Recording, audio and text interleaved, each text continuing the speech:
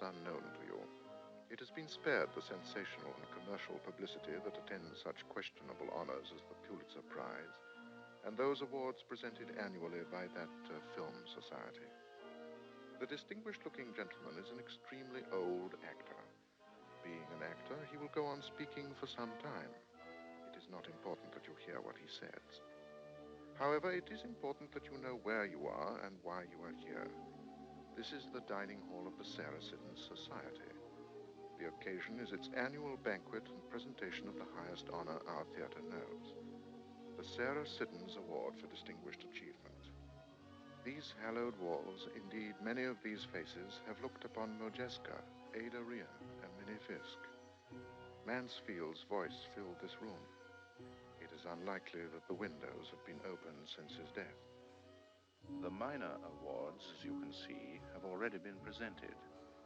Minor awards are for such as the writer and director, since their function is merely to construct a tower so that the world can applaud a light which flashes on top of it. And no brighter light has ever dazzled the eye than Eve Harrington. Eve. But more of Eve later. All about Eve, in fact. To those of you who do not read, attend the theater, listen to unsponsored radio programs, or know anything of the world in which you live, it is perhaps necessary to introduce myself. My name is Addison DeWitt. My native habitat is the theater. In it, I toil not, neither do I spin.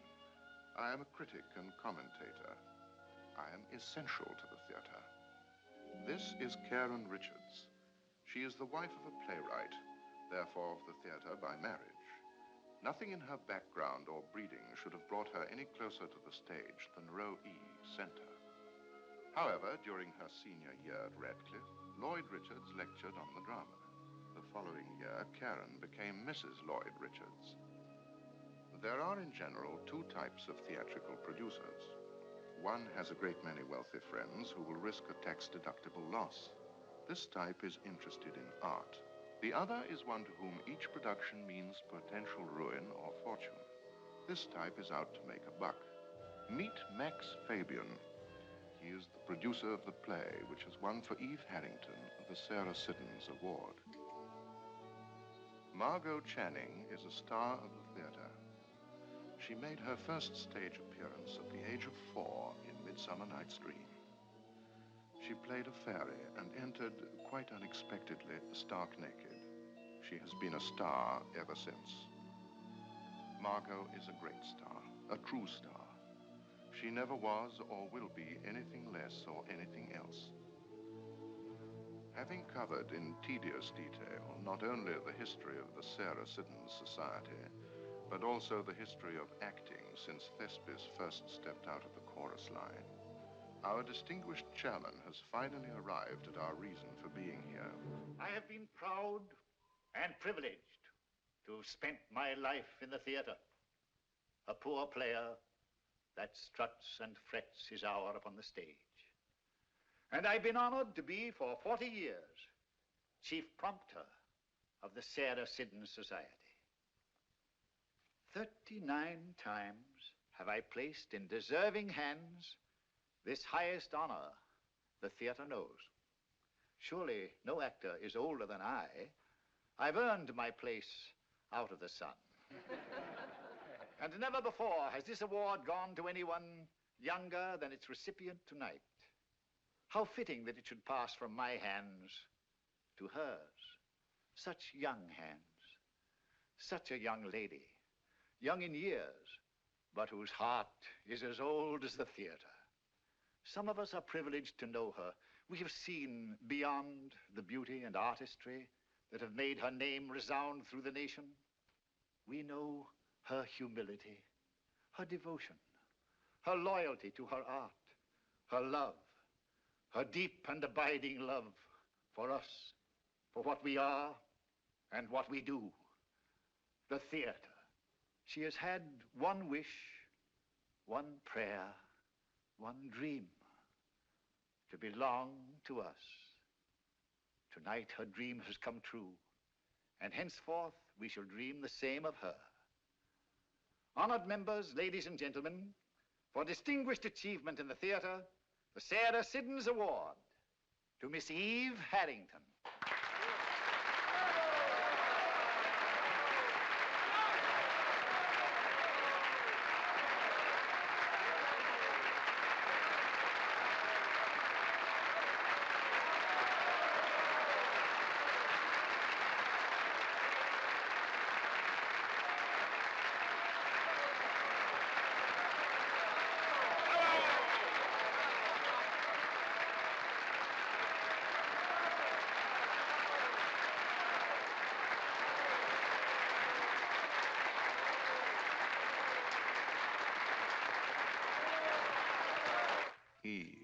Eve the golden girl, the cover girl, the girl next door, the girl on the moon. Time has been good to Eve. Life goes where she goes. She's been profiled, covered, revealed, reported, what she eats and what she wears and whom she knows and where she was and when and where she's going. Eve. You all know all about Eve. What can there be to know that you don't know? When was it? How long? It seems a lifetime ago. Lloyd always said that in the theater a lifetime was a season and a season a lifetime. It's June now. That was early October. Only last October. It was a drizzly night. I remember I asked the taxi to wait.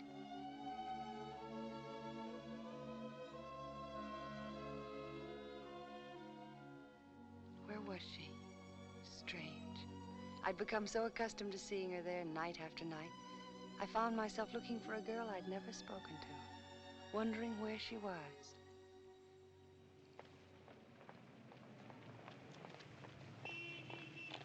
Mrs. Richards. There you are. It seemed odd suddenly. You're not being here. Why should you think I wouldn't be? Well, why should you be? After all, 6 nights a week for weeks of watching even Margo Channing enter and leave a theater. I hope you don't mind my speaking to you. Not at all. I've seen you so often. It took every bit of courage I could raise. To speak to just a playwright's wife? I'm the lowest form of celebrity. You're Margo Channing's best friend. You and your husband are always with her. And Mr. Sampson. What's he like? Bill Sampson? He's a director. He's the best. He'll agree with you. Tell me, what do you do in between the time Margo goes in and comes out? Just huddle in that doorway and wait? Oh, no. I see the play. You see the play? You've seen every performance of this play? Yes. But don't you find it, apart from everything else, don't you find it expensive? Standing room doesn't cost much. I manage. I'm going to take you to Margo. Oh, no. Oh, yes, she's got to meet you. No. No, I'd be imposing on her. I'd be just another tongue-tied, gushing fan. There isn't another like you. There couldn't be. But if I'd known, maybe some other time, looking like this. You look just fine. By the way, what's your name? Eve.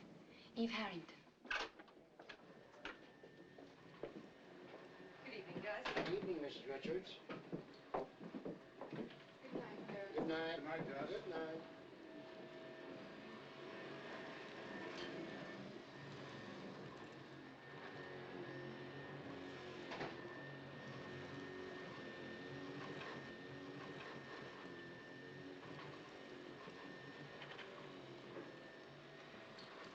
You can breathe it, can't you? Like some magic perfume.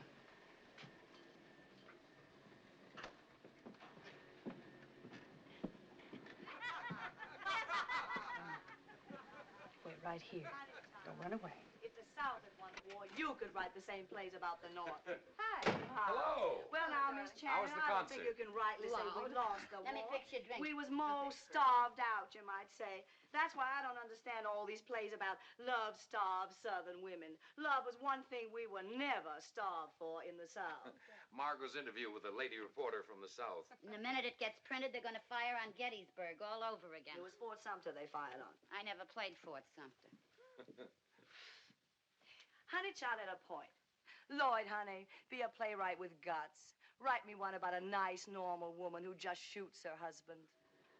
You need new girdles. Buy some. Same size? Of course. I find these wisecracks increasingly less funny.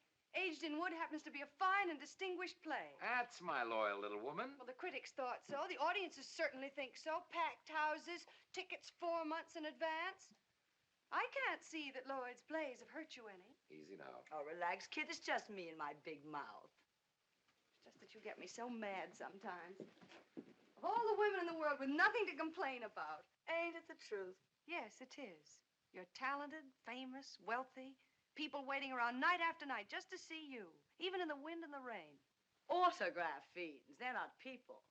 Those little beasts that run around in packs like coyotes. They're your fans, your audience. They're nobody's fans. They're juvenile delinquents. They're mental defectives. They're nobody's audience. They never see a play or a movie even. They're never indoors long enough. Well, there's one indoors right now. I brought her back to see you. You've what? She's just outside the door. The heave-ho. Oh, but you can't put her out. I promised. Margo, you've got to see her. She worships you. It's like something out of a book. That book is out of print, Karen. Those days are gone. But if you'd only see her, you're her whole life. You must have spotted her by now. She's always there. Oh, the mousy one with the trench coat and the funny hat. How could I miss her every night, every matinee? Well. Come in, Eve. I thought you'd forgotten about me. Oh, not at all. Margo, this is Eve Harrington. How do you do, my dear? Oh, brother. Hello, Miss Channing. My husband. Hello, Miss Harrington. How do you do, Mr. Richards? And this is my dear friend and companion, Miss Bertie Coonan. Oh, brother. Miss Coonan? Oh, brother, what? When she gets like this, all of a sudden she's playing Hamlet's mother. I'm sure you must have things to do in the bathroom, Bertie, dear. If I haven't, I'll find something till you get normal. Dear Bertie, won't you sit down, Miss Worthington? Harrington. I'm so sorry, Harrington. Won't you sit down? Thank you. Would you I like was just to drink telling this one Margo right and there Lloyd about beside how me? often you've seen the play. No, thank you. Yes, I've seen every performance. Every performance? Well, then am I safe in assuming you like it? I'd like anything Miss Channing played in. Would you really? How sweet. I doubt very much that you'd like her in the Hairy Ape. Oh, please don't misunderstand me, Mr. Richards. I think that part of Miss Channing's greatness lies in her ability to pick the best plays. Your new play is for Miss Channing, isn't it? Of course it is. How'd you hear about it? There was an item in the Times. I like the title, Footsteps on the Ceiling. Yes, but let's get back to this one. Have you really seen every performance? Yes. Why? I'm curious. Well, if I didn't come to see the play, I wouldn't have anywhere else to go. There are other plays. Not with you in them. Not by Mr. Richards. But you must have friends, a home, family. Tell us about it, Eve. If I only knew how. Try. Well,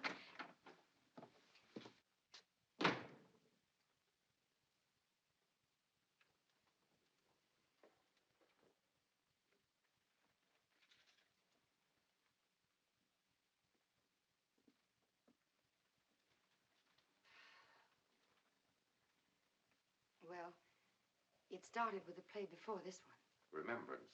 Remembrance. Did you see it here in New York? San Francisco. It was the last week. I went one night. Most important night of my life. Until now. I found myself going the next night. And the next. And the next. Every performance. Then, when the show went east, I went east. Eve, why don't you start at the beginning? Oh, couldn't possibly interest you. Please. I guess it started back home. Wisconsin, that is. It was just Mom and Dad and me. I was an only child. Used to make believe a lot when I was a kid.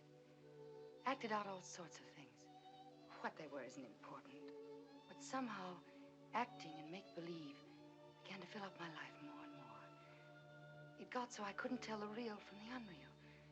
Except that the unreal seemed more real to me. I talking a lot of gibberish, aren't I? Not at all. Farmers were poor in those days. That's what Dad was, a farmer. I had to help out. So I quit school, went to Milwaukee, became a secretary in a brewery. When you're a secretary in a brewery, it's pretty hard to make believe you're anything else. Everything is beer. It wasn't much fun, but it helped at home. And there was a little theater group there, like a drop of rain on the desert. That's where I met Eddie. He was a radio technician. We paid Lillian for 3 performances. That was awful. Then the war came, and we got married. Eddie was in the Air Force. They sent him to the South Pacific. You were with the OWI, weren't you, Mr. Richards? That's what Who's Who says. Well, with Eddie gone, my life went back to beer. Except for a letter a week. One week he wrote me he had a leave coming up. I'd saved my money and vacation time and went to San Francisco to meet him. But Eddie wasn't there. They forwarded the telegram from Milwaukee. The one that came from Washington. To say that Eddie wasn't coming at all. That Eddie was dead.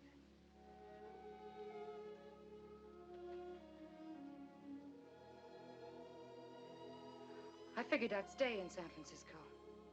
I was alone. I couldn't go back without Eddie. I found a job, and his insurance helped. And there were theaters in San Francisco. And then one night, Margo Channing came to play in Remembrance. And I went to see it. Well, here I am.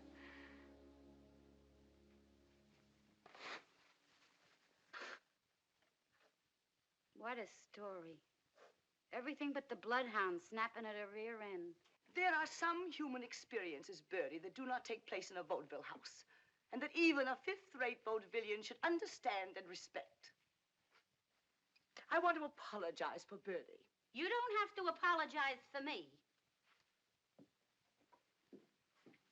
I'm sorry if I hurt your feelings. It's just my way of talking. You didn't hurt my feelings, Miss Coonan. Call me Bertie. And as for being fifth rate, I closed the first half for 11 years, and you know it.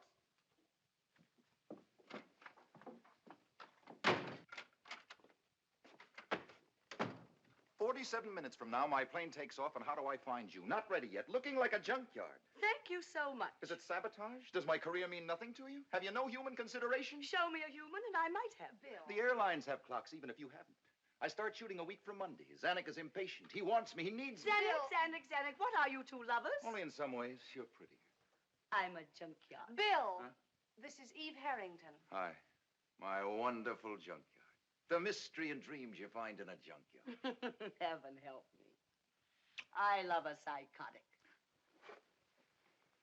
Hello. What's your name? Eve Harrington. You've already met. Huh? Where? Right here, just a minute ago. That's nice. You're not going, are you? I think I'd better. It's been... I can hardly find the words to say how it's been. No, don't go. The four of you must have so much to say to each other with Mr. Sampson leaving. No, stick around, please. Tell you what, we'll put Stanislavski on his plane, you and I, and then go somewhere and talk. Well, if I'm not in the way... I won't be a minute.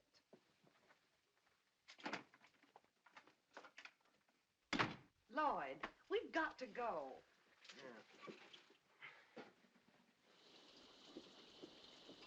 Good night, Margo. I'll call you tomorrow. Not too early.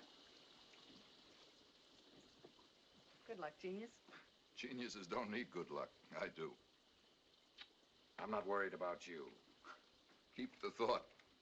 Good night, Eve. I hope I see you again soon. I'll be at the old stand tomorrow matinee. Not just that way. As a friend. I'd like that. It's been a real pleasure, Eve. I hope so, Mr. Richards. Good night. Good night. Mrs. Richards, I'll never forget this night as long as I live. And I'll never forget you for making it possible.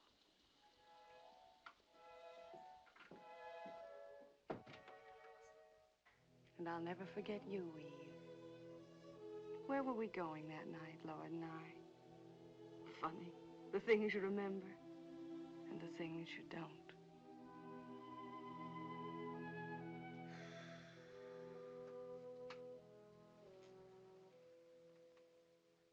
So you're going to Hollywood? Mm-hmm. Why? I just wondered.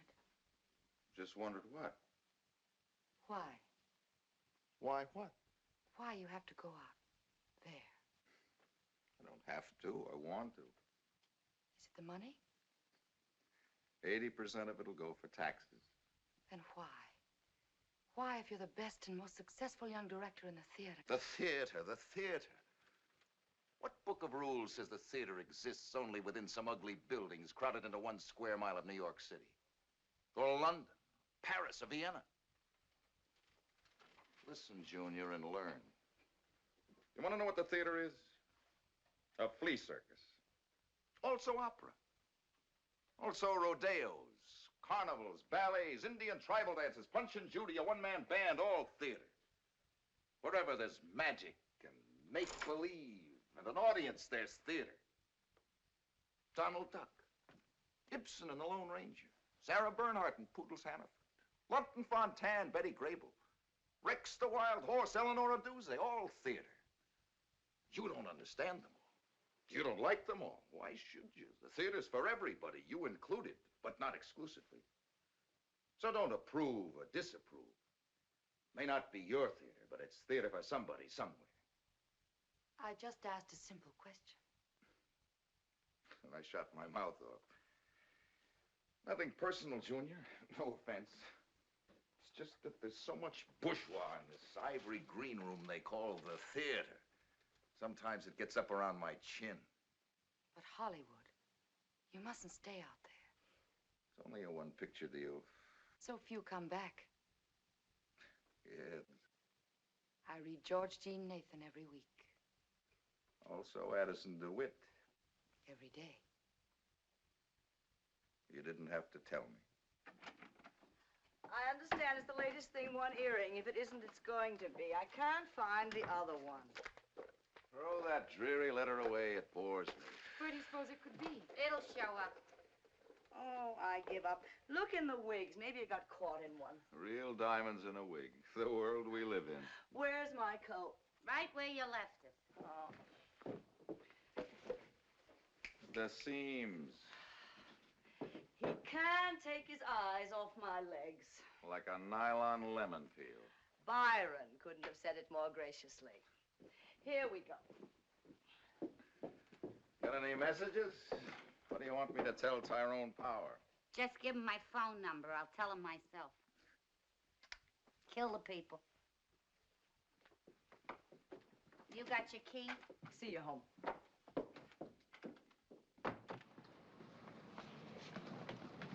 I have a suggestion. There's really not very much time left. I mean, you haven't had a minute alone yet. And, well, I could take care of everything here and meet you at the gate with a ticket. If you like. I think we'd like very much. Sure you won't mind? Of course not.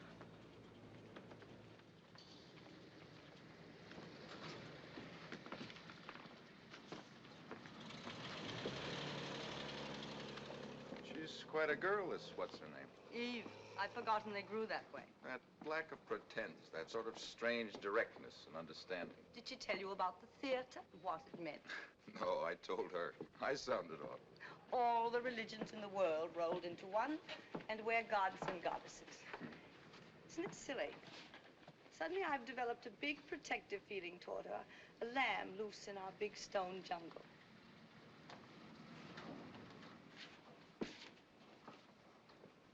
Take care of yourself out there. I understand they have the Indians pretty well in hand. Bill, don't get stuck on some glamour puss. I'll try. You're not much of a bargain, you know. You're conceited and thoughtless and messy. Well, everybody can't be Gregory Peck. You're a setup for some gorgeous, wide-eyed young babe. How childish are you going to get before you stop it? I don't want to be childish. I'd settle for a few years. And cut that out right now. Am I going to lose you, Bill? Am I? As of this moment, you're 6 years old. Already?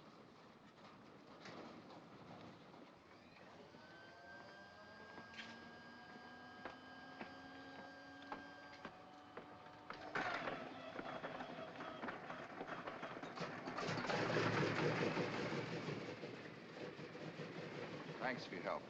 Good luck. Goodbye, Mr. Sampson. Get me a muffler? Call me when you get it.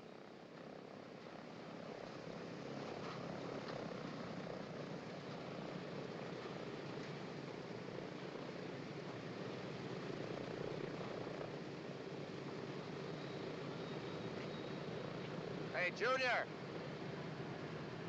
Keep your eye on her. Don't let her get lonely. She's a loose lamb in a jungle. Don't worry.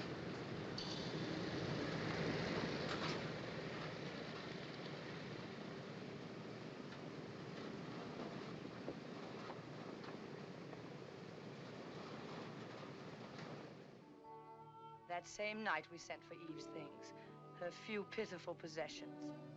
She moved into the little guest room on the top floor. The next 3 weeks were out of a fairy tale, and I was Cinderella in the last act. Eve became my sister, lawyer, mother, friend, psychiatrist, and cop. The honeymoon was on.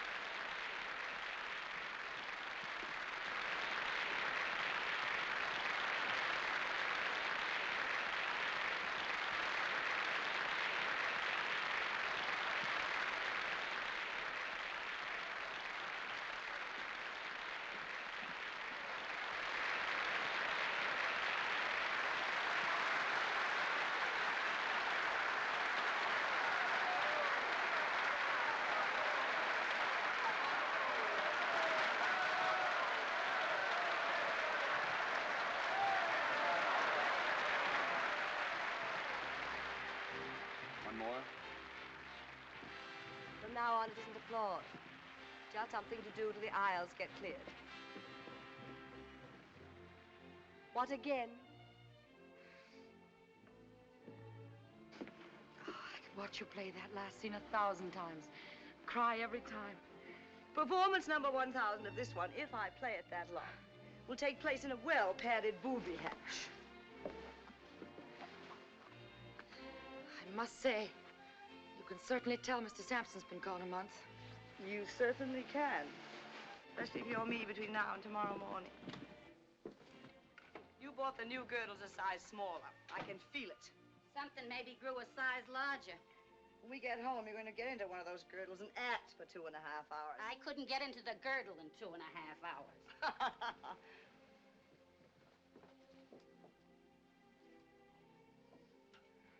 You haven't noticed my latest bit of interior decorating. But you've done so much. What's new? The curtains, I made them myself. They're lovely. Aren't they lovely, Bertie? Adorable. We now got everything a dressing room needs except a basketball hoop. Just because you can't even work a zipper. It was very thoughtful of you, Eve. I appreciate it. While you're cleaning up, I'll just take this to the wardrobe, mistress. Oh, don't bother. Mrs. Brown will be along in a minute. No trouble at all.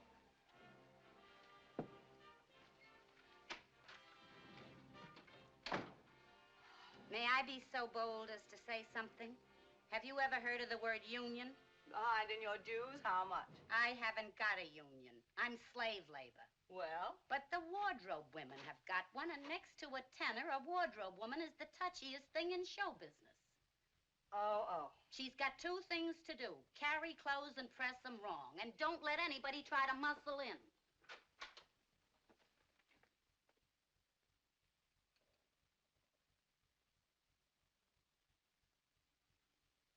Eve. We'd better let Mrs. Brown pick up the wardrobe.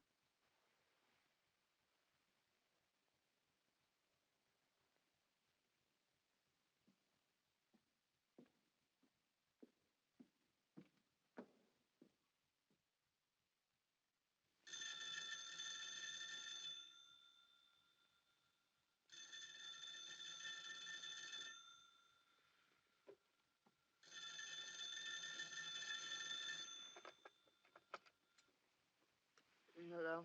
We are ready with your call to Beverly Hills. Call? What call? Is this Templeton 89970, Miss Margo Channing? Yes, it is, but I don't understand. We are ready with the call you placed for 12 midnight California time to Mr. William Sampson in Beverly Hills. I placed. Go ahead, please. Margo, what a wonderful surprise. What a thoughtful, ever-loving thing to do. Bill! Have I gone crazy, Bill? You're my girl, aren't you? That I am. Then you're crazy. When are you coming back? I leave in a week. Picture's all wrapped up. We previewed last night. Oh, those previews. Like opening out of town, but terrifying. There's nothing you can do. You're trapped. You're in a tin can. In a tin can, cellophane, or wrapped in a Navajo blanket. I want you home. You in a hurry? In a big hurry. So be quick about it. Goodbye, darling. Sleep tight. Hey, wait a minute. You can't hang up yet. You haven't even said it. Oh, now, Bill. You know how much I do, but over a phone. Now, really. That's kid stuff. Kid stuff or not, it doesn't happen every day, and I want to hear it. And if you won't say it, you can sing it. Sing it? Sure, like the Western Union boys used to do.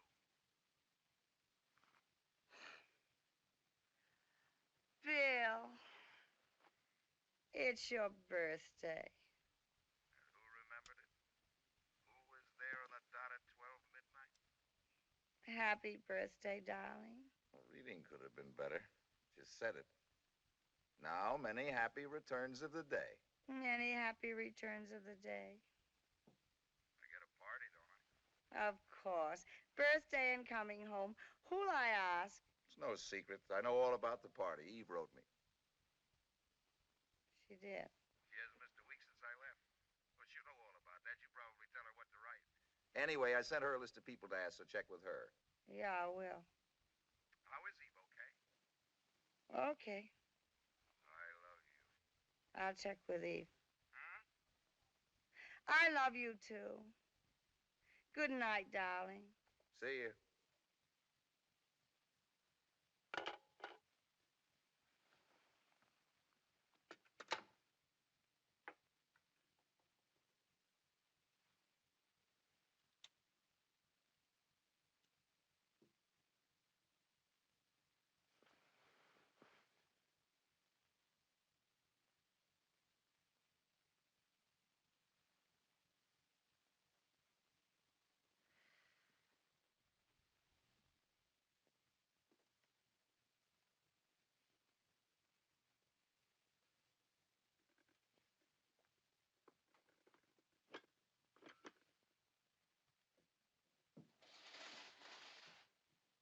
Bertie. You don't like Eve, do you? You want an argument or an answer? An answer. No. Why not? Now you want an argument. She works hard. Night and day. She's loyal and efficient. Like an agent with only one client. She thinks only of me. Doesn't she? Well, let's say she thinks only about you anyway. How do you mean that? I'll tell you how. Like she's studying you. Like you was a play or a book or a set of blueprints. How you walk, talk, eat, think, sleep. I'm sure that's very flattering, Bertie. I'm sure there's nothing wrong with it. Good morning. Well, what do you think of my elegant new suit? Very becoming. It looks much better on you than it did on me. Oh, I can imagine. You know, all it needed was a little taking in here and letting out there. Are you sure you won't want it yourself? I'm quite sure. I find it too 17-ish for me. Come now, as though you were an old lady. I'm on my way. Is there anything more you've thought of? Where's that script to take back to the guild? I've got it. And those checks or whatever it is for the income tax man. Right here. And it seems I can't think of a thing you haven't thought of. That's my job. See you at tea time. Eve, by any chance did you place a call from me to Bill for midnight California time? Golly, I forgot to tell you. Yes, dear, you forgot all about it. Well, I was sure you'd want to, of course, being his birthday, and you've been so busy these past few days. And last night I meant to tell you before you went out with the Richards. I guess I was asleep when you got home. Yes, I guess you were. It was very thoughtful of you, Eve. Mr. Sampson's birthday. I couldn't forget that. You'd never forgive me.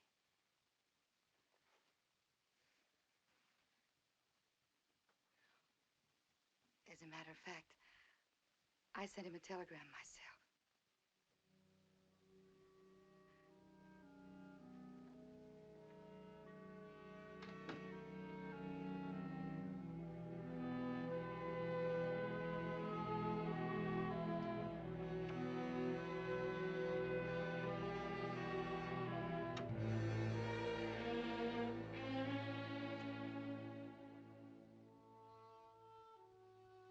Bill's welcome home birthday party. A night to go down in history. Even before the party started, I could smell disaster in the air. I knew it. I sensed it even as I finished dressing for that blasted party. You all put together? My bag's open. Extra help get here? And there's some loose characters dressed as maids and butlers. Who'd you call, the William Morris Agency? You're not being funny. I could get actors for less. How about the food? The caterer had to go back for the hors d'oeuvres. Voila. That French ventriloquist taught you a lot, didn't he? There was nothing he didn't know.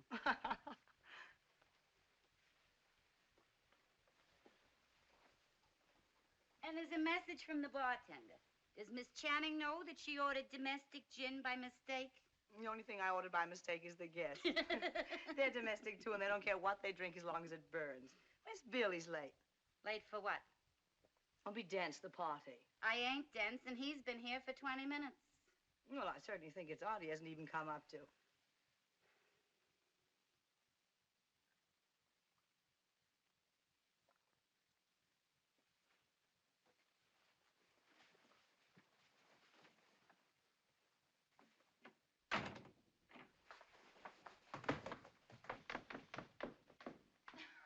Don't let it worry you, said the cameraman. Even DeMille couldn't see anything looking through the wrong end, so that was the first and last.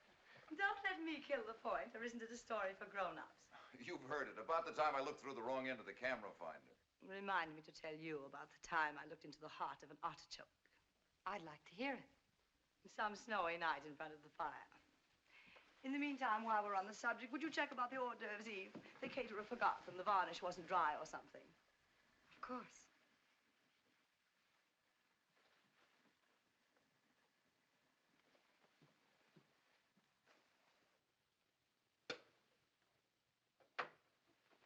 Looks like I'm going to have a very fancy party. I thought you were going to be late. Well, I'm guest of honor. I had no idea you were even here. Well, I ran into Eve on my way upstairs, and she told me you were dressing. That's never stopped you before. We started talking. She wanted to know about Hollywood. She seemed so interested. She's a girl of so many interests. It's a pretty rare quality these days. A girl of so many rare qualities. So she seems. So you've pointed out so often. So many qualities so often. Her loyalty, efficiency, devotion, warmth, and affection, and so young. So young and so fair. I can't believe you're making this up. It sounds like something out of an old Clyde Fitch play. Clyde Fitch, though you may not think so, was well before my time. I've always denied the legend you were in Our American Cousin the night Lincoln was shot. I don't think that's funny. Of course it's funny. This is all too laughable to be anything else. You know what I feel about this age obsession of yours, and now this ridiculous attempt to whip yourself up into a jealous froth because I spent 10 minutes with a stage-struck kid. 20. 30 minutes, 40 minutes, what of it? Stage-struck kid. She's a young lady of qualities. And I'll have you know I'm fed up with both the young lady and her qualities. Studying me as if I were a play or a blueprint, how I walk, talk, think, act, sleep. Now, how can you take offense at a kid trying in every way to be as much like her ideal as possible? Stop calling her a kid. As it happens, there are particular aspects of my life to which I would like to maintain sole and exclusive rights and privileges. For instance, what? For instance, you. This is my cue to take you in my arms and reassure you. But I'm not going to. I'm too mad. Guilty. Mad. Darling, there are certain characteristics for which you are famous, on stage and off. I love you for some of them and in spite of others. I haven't let those become too important to me. They're part of your equipment for getting along in what is laughingly called our environment. You have to keep your teeth sharp, all right. But I will not have you sharpen them on me or on Eve. What about her teeth? What about her fangs? She hasn't cut them yet, and you know it. So when you start judging an idealistic, dreamy-eyed kid by the barroom Benzedrine standards of this megalomaniac society, I won't have it. Eve Harrington has never by word, look, thought, or suggestion indicated anything to me but her adoration for you and her happiness at our being in love. And to intimate anything else doesn't spell jealousy to me. It spells a paranoid insecurity that you should be ashamed of. Cut, print it. What happens in the next reel? Do I get dragged off screaming to the snake pits? Miss Channing. The hors d'oeuvre here. Is there anything else I can do?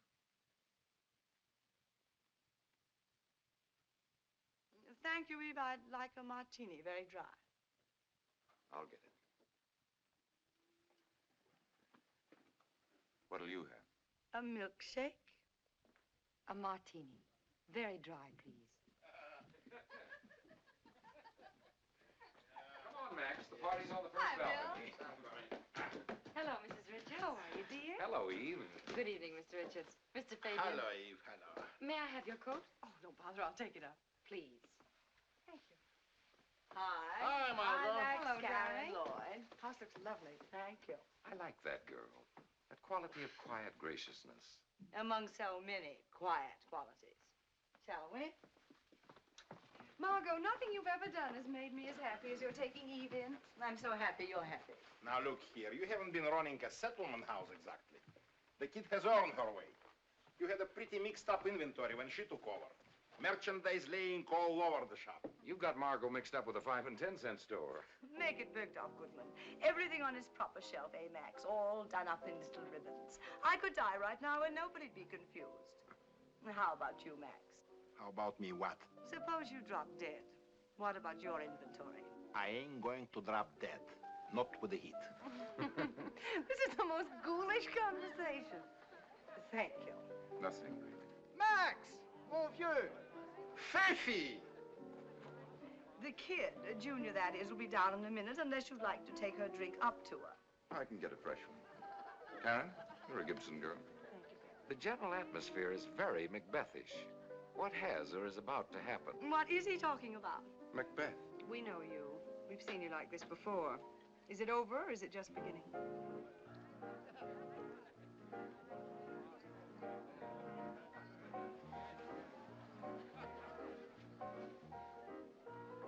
Fasten your seatbelts. It's going to be a bumpy night. Mademoiselle, je vous remercie infiniment pour l'invitation. Enchanté to you, too. I distinctly remember Addison crossing you off my guest list. What are you doing here? Dear Margo, you were an unforgettable Peter Pan. You must play it again soon. You remember Miss Caswell, don't you? I do not. How do you do? We've never met. Maybe that's why. Miss Caswell is an actress, a graduate of the Copacabana School of Dramatic Art. Ah, Eve. Good evening, Mr. DeWitt. I had no idea you two knew each other. This must be at long last our formal introduction. Until now, we've only met in passing. That's how you met me, in passing. Yes. Eve, this is an old friend of Mr. DeWitt's mother, Miss Caswell, Miss Harrington. Miss Caswell, how do you do? Addison, I've been wanting you to meet Eve for the longest time. It could only have been your natural timidity that kept you from mentioning it. You've heard of her great interest in the theater. We have that in common. Then you two must have a long talk. I'm afraid Mr. DeWitt would find me boring before too long. You won't bore him, honey. You won't even get a chance to talk. Claudia, come here. You see that man? That's Max Fabian, the producer. Now go and do yourself some good. Why do they always look like unhappy rabbits? Because that's what they are. Go and make him happy. Now, don't worry about your little charge. She'll be in safe hands.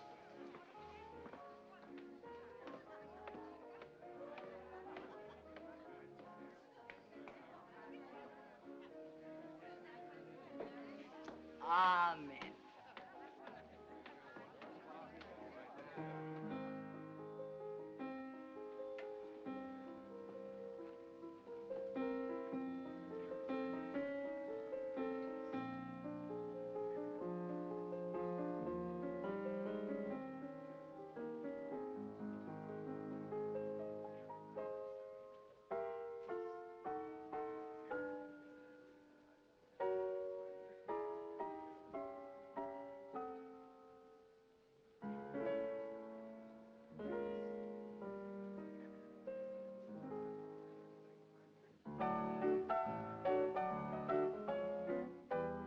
Liebestraum. I just played it, Play it again. but that was the 4th straight time. Then this will be 5. Many of your guests have been wondering when they may be permitted to view the body. Where has it been laid out?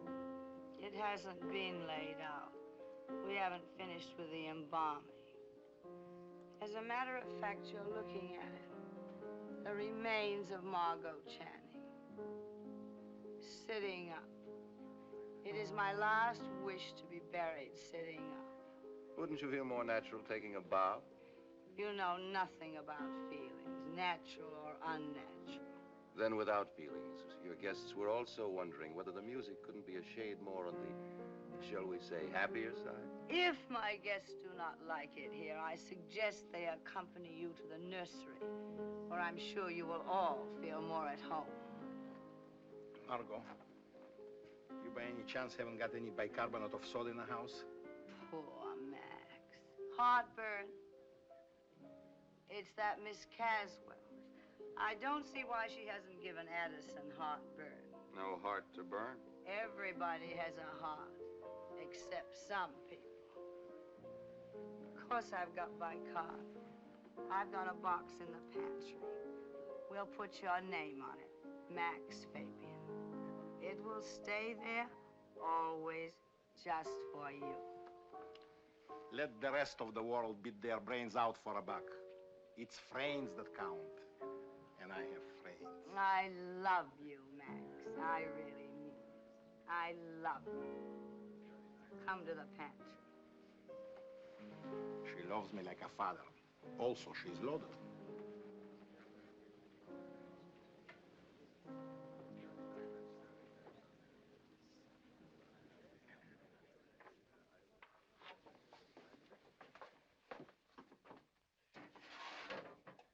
There you are, Maxie, dear. One good burp and you'll be rid of that Miss Castle. The situation I'm in ain't the kind you can belch your way out of. I made a promise. To Miss Caswell? What? For an audition, you know, for this part we are replacing. What's her name? Your sister. What? Not too, please. Well, if she can act, she might not be bad. She looks like she might burn down a plantation. Right now, I feel like there is one burning in me. When's the audition? A couple weeks. Tell you what. Why don't I read with her? Would you? Anything to help you out, Max. Now, that's cooperation. I appreciate it. Not at all. And now you can do me a great favor, if Just you would. name it. Give Eve Harrington a job in your office. You get quick action, don't you? I wouldn't think of taking that girl away from you. You said yourself my inventory was in shape, all my merchandise put away. To keep her here with nothing to do, I'd be standing in her way. And you need her, Max. Well, what will she do? Oh, she'd be a great help. She'd read scripts, interview people you have to see, get rid of those you don't have to. You'd be a man of leisure, Max. Well... Think of your health. More time to relax in the fresh air at a racetrack. I don't think it's such a good idea. Promise? Promise. That's my Max. Oh, there you are, both of you. Max Cairns decided it's time to go. Where is she now? Up in your room. Well, if you'll excuse me, I go and tell Miss Castle.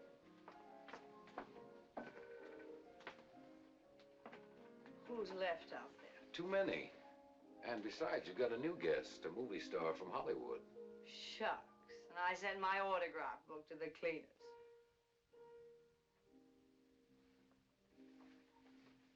You disapprove of me when I'm like this, don't you? Well, not exactly. Sometimes, though, I wish I understood you better. When you do, let me in on it. I will. How's the new one coming? The play? Oh, all right, I guess. Cora. Still a girl of 20. 20 is just not important.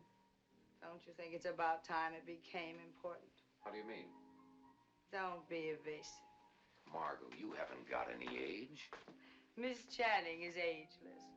Spoken like a press agent. I know what I'm talking about. After all, they're my plays. Spoken like an author. Lloyd, I'm not 20-ish. I'm not 30-ish. 3 months ago, I was 40 years old. 40. 4-0.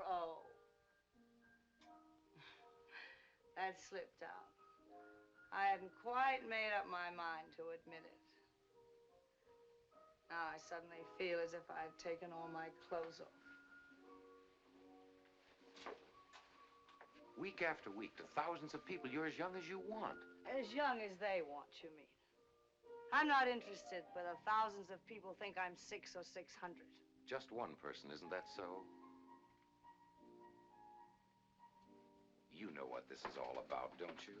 It has very little to do with whether you should play Cora. It has everything to do with the fact that you've had another fight with Bill. Bill's 32. He looks 32. He looked at 5 years ago. He'll look at 20 years from now. I hate men. Don't worry, Lloyd. I'll play your play. I'll wear rompers and come in rolling a hoop, if you like. Who'd show up at this hour? It's time people went home. Hold that coat up. Whose is it? Some Hollywood movie stars. Her plane got in late. Discouraging, isn't it? Women with furs like that where it never even gets cold. Hollywood. Tell me, Eve, how are things going with you? Happy? There should be a new word for happiness. Being here with Miss Channing has been I just can't say. She's been so wonderful, done so much for me. Lloyd says Margo compensates for underplaying on stage by overplaying reality. Next to that sable, my new mink seems like an old bed jacket. You've done your share, Eve. You've worked wonders with Margo. Good night. Mrs. Richards. Karen. Karen. Isn't it awful? I'm about to ask you for another favor. After all you've done already. Nobody's done so much, Eve. You've got to stop thinking of yourself as one of the 100 neediest cases. What is it? Miss Channing's affairs are in such good shape, there isn't enough to keep me as busy as I should be, really. Not that I'd even consider anything that would take me away from her. But the other day, when I heard Mr. Fabian tell Miss Channing that her understudy was going to have a baby and they'd have to replace her. And you want to be Margo's new understudy? I don't let myself think about it even. But I do know the part so well. And every bit of the staging. There'd be no need to break in a new girl. Suppose I had to go on one night. To an audience that came to see Margo Channing. Oh, no, I couldn't possibly. Well, I wouldn't worry too much about that. Margo just doesn't miss performances. If she can walk, crawl, or roll, she plays. The show must go on. No, dear. Margo must go on. As a matter of fact, I don't see any reason why you shouldn't be her understudy. Do you think Miss Channing would approve? I think she'd cheer. But Mr. Richards and Mr. Sampson. They'll do as they're told. Then, would you speak to Mr. Fabian about it? Of course. You won't forget? I won't forget. I seem to be forever thanking you for something, don't I?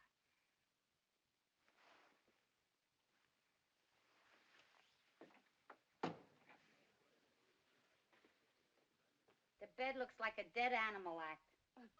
Which one is Sable's? But she just got here. Well, she's on her way with half the men in the joint. It's only a fur coat. What'd you expect, live sables? Diamond collar, gold sleeves, you know, picture people. Every now and then, some elder statesman of the theater or cinema assures the public that actors and actresses are just plain folks, ignoring the fact that their greatest attraction to the public is their complete lack of resemblance to normal human beings. Now there's something a girl could make sacrifices for. Probably has. Sable. Sable? Did she say Sable or Gable? Either one. We all have abnormality in common. We're a breed apart from the rest of humanity, we theater folk.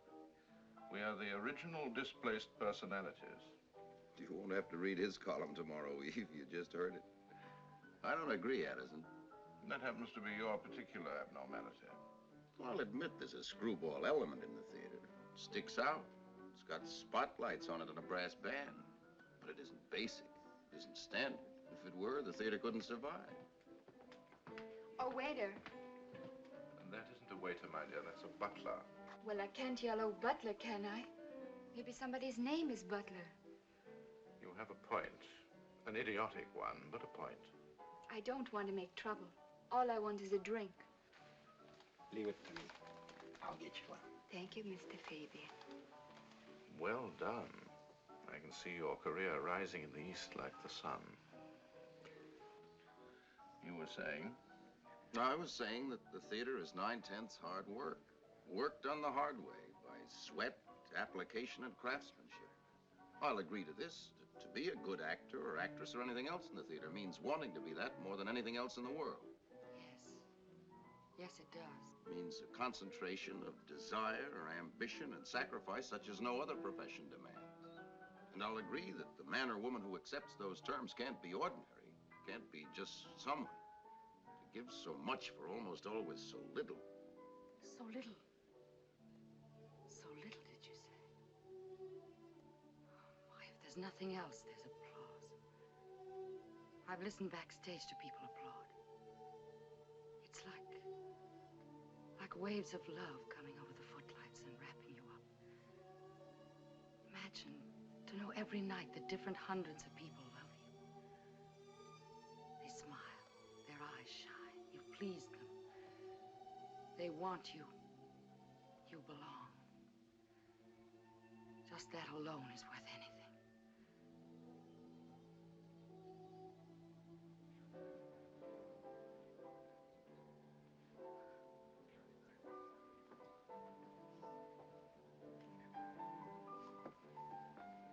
Don't get up. And please stop acting as if I were the Queen Mother. I'm sorry, I didn't mean... Outside of a beehive, Margo, your behavior would hardly be considered either queenly or motherly. You're in a beehive, pal, didn't you know? We're all busy little bees, full of stings, making honey day and night. Aren't we, honey? Margo, really? Please don't play governess, Karen. I haven't your unyielding good taste. I wish I could have gone to Radcliffe, too, but Father wouldn't hear of it. He needed help behind the notions counter. I'm being rude now, aren't I? Or should I say, ain't I? You're maudlin and full of self-pity. You're magnificent. How about calling it a night? And you pose as a playwright. A situation pregnant with possibilities, and all you can think of is everybody go to sleep. It's a good thought. It won't play. As a non-professional, I think it's an excellent idea. Excuse me. Undramatic, perhaps, but practical. Happy little housewife. Cut it out.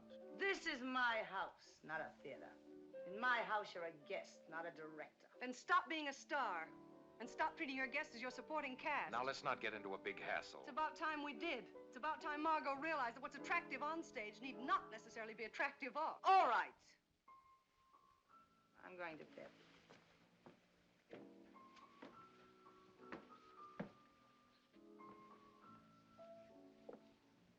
You be host. It's your party. Happy birthday, welcome home. And we who are about to die salute you. Need any help?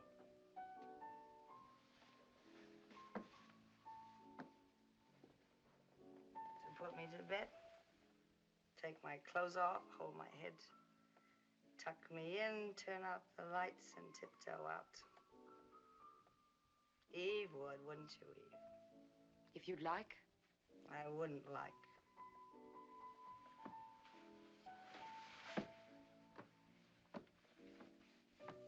Oh, I forgot I had it. I didn't.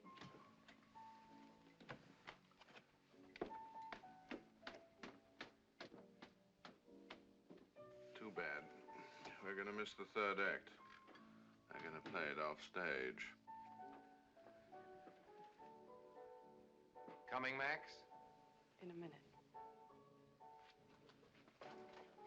Eve, you mustn't mind Margo too much, even if I do. There must be some reason. Something I've done without knowing. The reason is Margo, and don't try to figure it out. Einstein couldn't.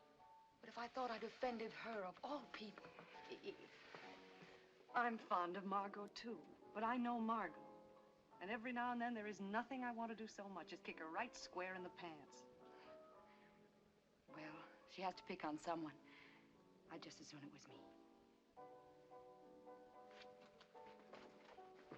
Max is gonna drop us. Good night. Good night. Good night. Mrs. Richards, you won't forget, will you?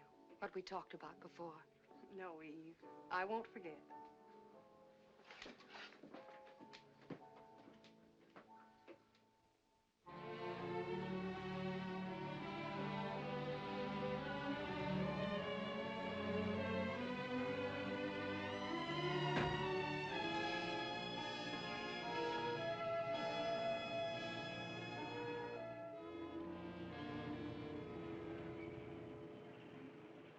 Why so remote, Addison? I should think you'd be at the side of your protege, lending her moral support. Miss Caswell at the moment is where I can lend no support, moral or otherwise. The ladies, shall we say, lounge. Being violently ill to her tummy. It's good luck before an audition. She'll be all right once it starts. Miss Caswell got lucky too late. The audition is over. Over it can't be. I came here to read with Miss Caswell. I promised Max. Well, the audition was called for 2:30, and it's now nearly 4. Is it really? I must start wearing a watch. I never have, you know. Who read with Miss Caswell? Bill? No. Lloyd? No. Well, that can't have been Max. Who? Naturally enough, your understudy. I consider it highly unnatural to allow a girl in an advanced state of pregnancy. I refer to your new and unpregnant understudy, Miss Eve Harrington. Eve? My understudy? Didn't you know? Of course I knew. Just slipped your mind. How, was Miss Caswell? Frankly, I don't remember.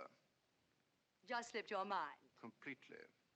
Nor, I am sure, can anyone else present tell you how Miss Caswell read, or whether Miss Caswell read or rode a pogo stick. Was she that bad?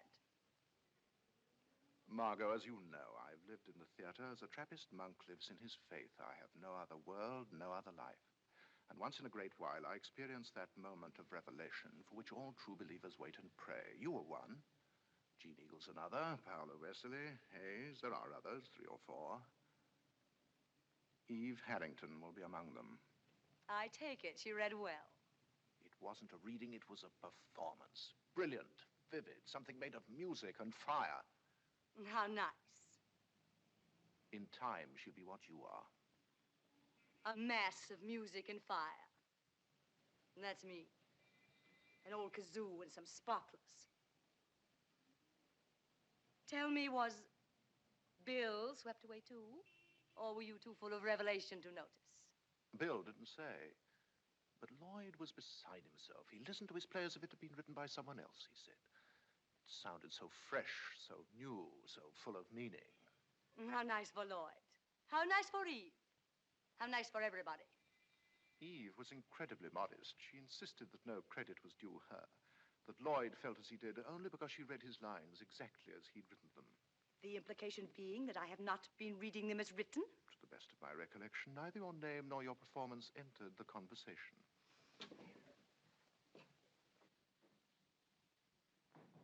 Ah. Feeling better, my dear? Like I just swam the English Channel. Now what? Your next move, it seems to me, should be towards television. Tell me this, do they have auditions for television? That's all television is, my dear, nothing but auditions.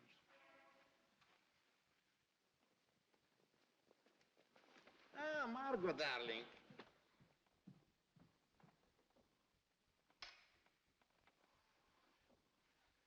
Mm-hmm.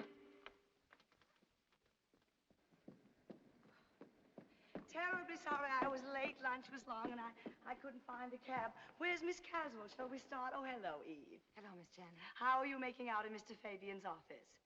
Now, Max, I don't want you working this child too hard just because you promised. As you see, I kept my promise, too. It's all over. What's all over? The audition. Eve read with Miss Caswell. Eve? Oh, how enchanting. However did you two get the idea of letting Eve read with Miss Caswell? Well, she's your understudy. Eve, my understudy? I had no idea. Well, I thought you knew she was put on over a week ago. It seems inconceivable. I've never seen her backstage, but of course, with so many people loitering about, well, well. So Eve is not working for Max after all. Max, you sly puss. Miss Channing, I can't tell you how glad I am that you arrived so late. Really, Eve, why? If you'd been here to begin with, I never would have dared to read at all. Why not? If you'd come in the middle, I would have stopped. I couldn't have gone on. What a pity. All that fire and music being turned off. What fire and music? You wouldn't understand. How was Miss Caswell? Back to the Copacabana. But Eve, Margo, let me tell you about Eve. I was dreadful, Miss Channing. Believe me, I have no right to be anyone's understudy, much less yours. I'm sure you underestimate yourself, Eve. You always do. You were about to tell me about Eve. You'd have been proud of her.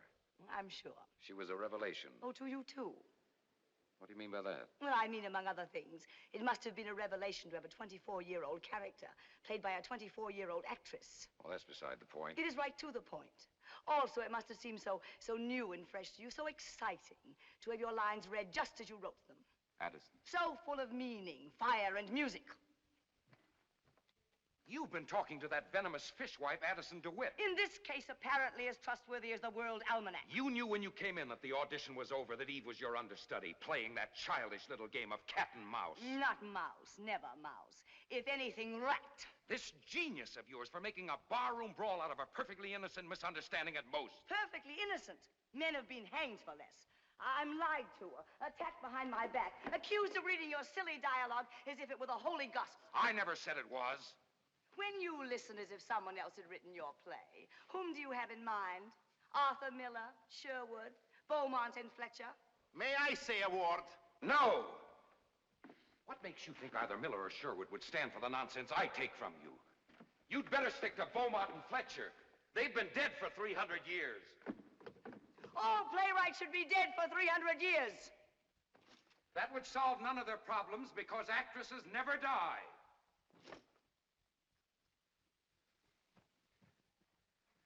The stars never die and never change. You may change this star anytime you want for a new and fresh and exciting one, fully equipped with fire and music, anytime you want, starting with tonight's performance. This is for lawyers to talk about. These concerns are on of the play contract that you cannot rewrite or ad lib. Are you threatening me with legal action, Mr. Fabian? Are you breaking the contract? Answer my question. Who am I to threaten? I'm a dying man. I don't hear you. I said I'm a dying man. Not until the last drugstore has sold its last pill. I shall never understand the weird process by which a body with a voice suddenly fancies itself as a mind. Just when exactly does an actress decide they're her words she's saying and her thoughts she's expressing? Usually at the point when she has to rewrite and rethink them to keep the audience from leaving the theater. It's about time the piano realized it has not written a concerto.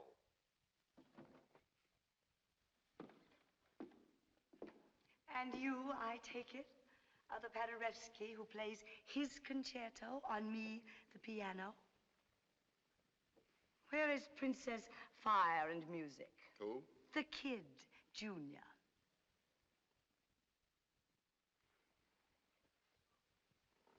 Go on. I must have frightened her away. I wouldn't be surprised. Sometimes you frighten me. Poor little flower.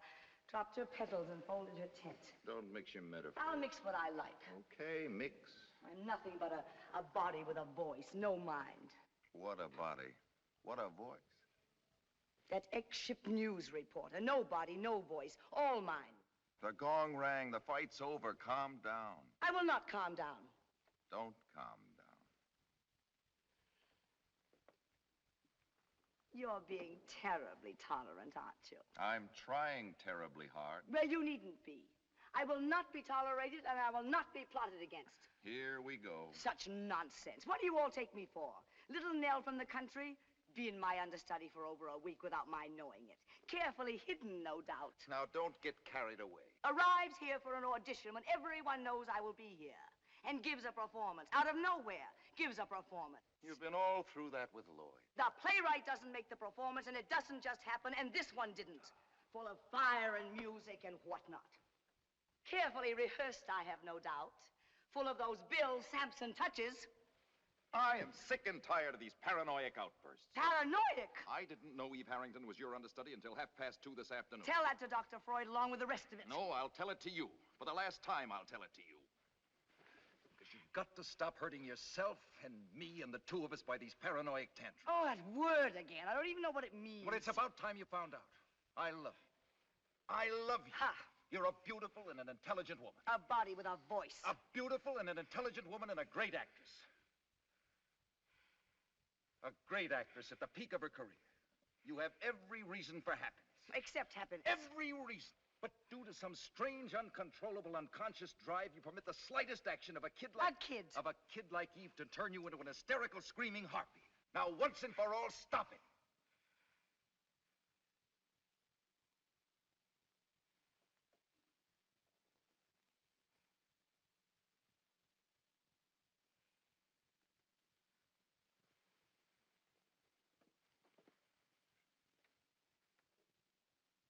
It's obvious you're not a woman. I've been aware of that for some time. Well, I am. I'll say. Don't be condescending. Come on, get up. I'll buy you a drink. I'll admit I may have seen better days, but I'm still not to be had for the price of a cocktail. Like a salted peanut. Margo, let's make peace. Terms are too high. Unconditional surrender. Just being happy? Just stopping all this nonsense about Eve? And Eve and me?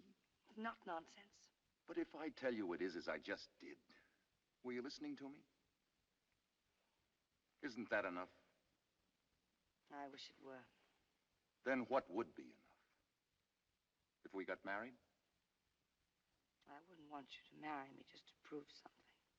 You've had so many reasons for not wanting to marry me.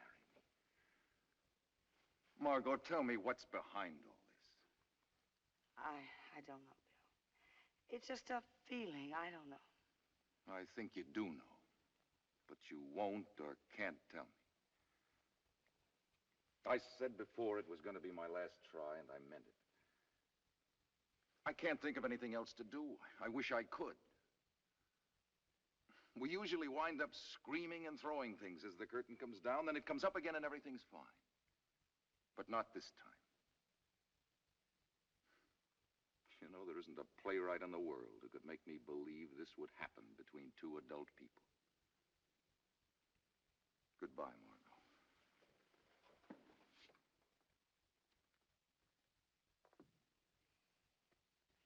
Bill. Where are you going? To find Eve? That suddenly makes the whole thing believable.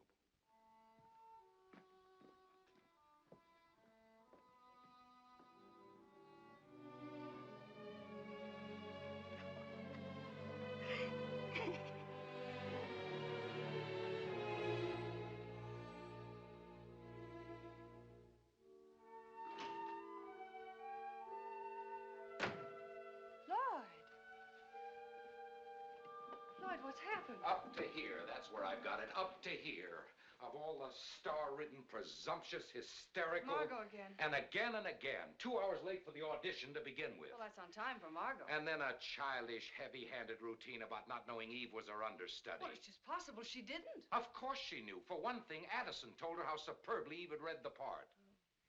Karen, let me tell you about Eve. She's got everything. A born actress. Sensitive, understanding, young, exciting, vibrant. Don't run out of adjectives, dear. Everything a playwright first thinks of wanting to write about. Until his play becomes a vehicle for Miss Channing. Margo hasn't done badly by it. Margo's great. She knows it. That's the trouble. She can play Peck's bad boy all she wants, and who's to stop her? Who's to give her that boot in the rear she needs and deserves? It's going to be a cozy weekend. What is? We're driving out to the country tomorrow night. Just the 4 of us. Bill, Margo, you, and I. Well, we've spent weekends before with nobody talking. Just be sure to lock up all blunt instruments and throwable objects. Newton, they say, thought of gravity by getting hit on the head by an apple. And the man who invented the steam engine, he was watching a tea kettle, but not me. My big idea came to me just sitting on a couch. That boot in the rear to Margo. Heaven knows she had one coming. From me, from Lloyd, from Eve, Bill, Max, and so on. We'd all felt those size 5s of hers often enough. But how? The answer was buzzing around me like a fly. I had it, but I let it go. Screaming and calling names is one thing, but this could mean... Why not? Why, I said to myself, not? It would all seem perfectly legitimate, and there were only 2 people in the world who would know. Also, the boot would land where it would do the most good for all concerned. And after all, it was no more than a perfectly harmless joke, which Margo herself would be the first to enjoy. And no reason why she shouldn't be told about it. In time.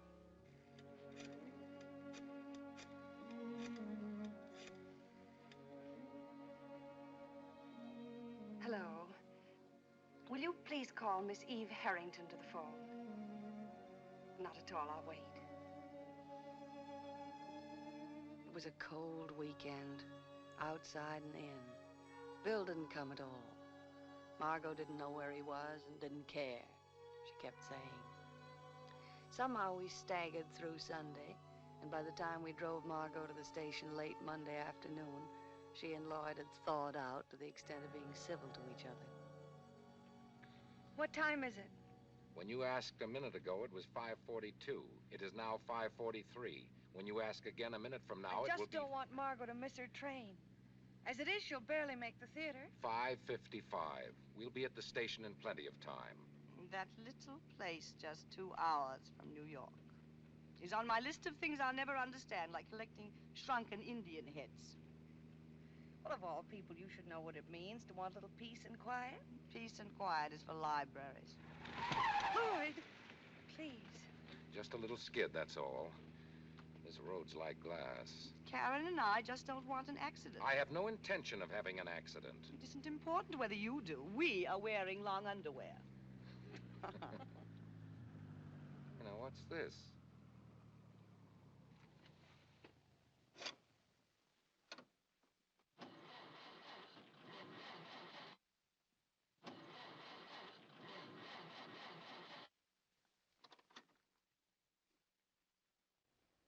But it can't be. We can't be out of gas. I filled it myself yesterday.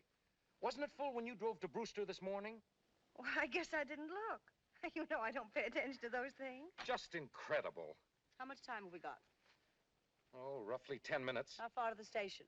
Oh, about 3 or 4 miles. Any houses or farms around where we can borrow some gas? Well, none in sight. There's not much along this back road. Not many cars either, not much chance of a lift. Well, no sense in just sitting here. I'm going to walk up about a half a mile, just in case.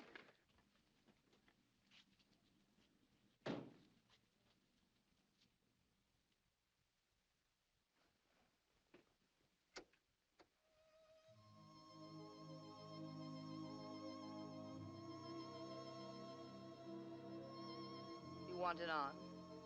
Doesn't matter. I detest cheap sentiment.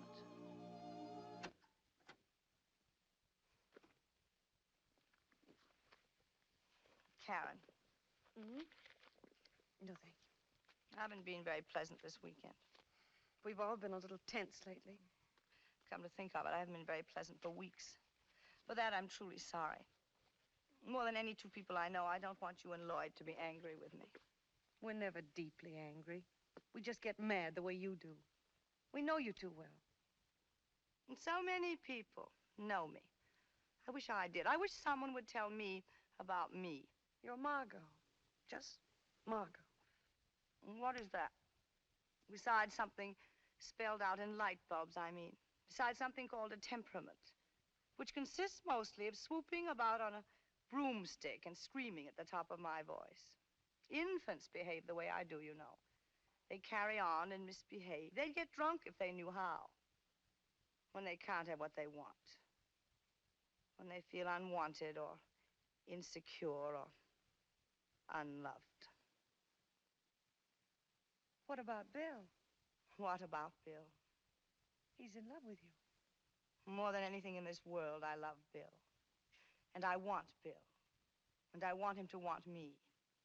But me, not Margo Channing. And if I can't tell them apart, how can he? Well, why should he and why should you? Bill's in love with Margo Channing. He's fought with her, worked with her, and loved her. But 10 years from now, Margo Channing will have ceased to exist. And what's left will be what? Margo, Bill is all of 8 years younger than you. And those years stretch as the years go on. I've seen it happen too often. Not to you, not to Bill. Isn't that what they always say?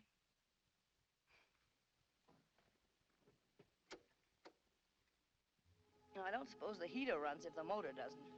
Silly, isn't it? You think they'd fix it so people could just sit in a car and keep warm? About Eve. I've acted pretty disgracefully toward her, too. Well... Don't fumble for excuses. Not here and now with my hair down. At best, let's say I've been oversensitive to her. Well, to the fact that she's so young, so feminine and so helpless. To so many things I want to be for Bill. Funny business, a woman's career. The things you drop on your way up the ladder so you can move faster. You forget you'll need them again when you get back to being a woman. It's one career all females have in common, whether we like it or not. Being a woman. Sooner or later, we've got to work at it. No matter how many other careers we've had or wanted. And in the last analysis, nothing's any good unless you can look up just before dinner or turn around in bed and there he is. Without that, you're not a woman. You're something with a French provincial office or a book full of clippings. But you're not a woman.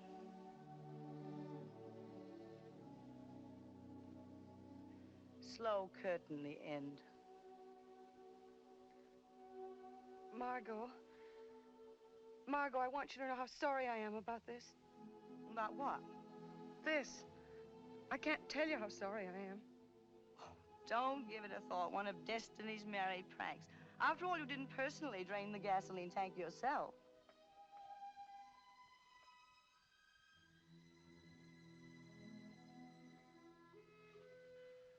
Eve, of course, was superb.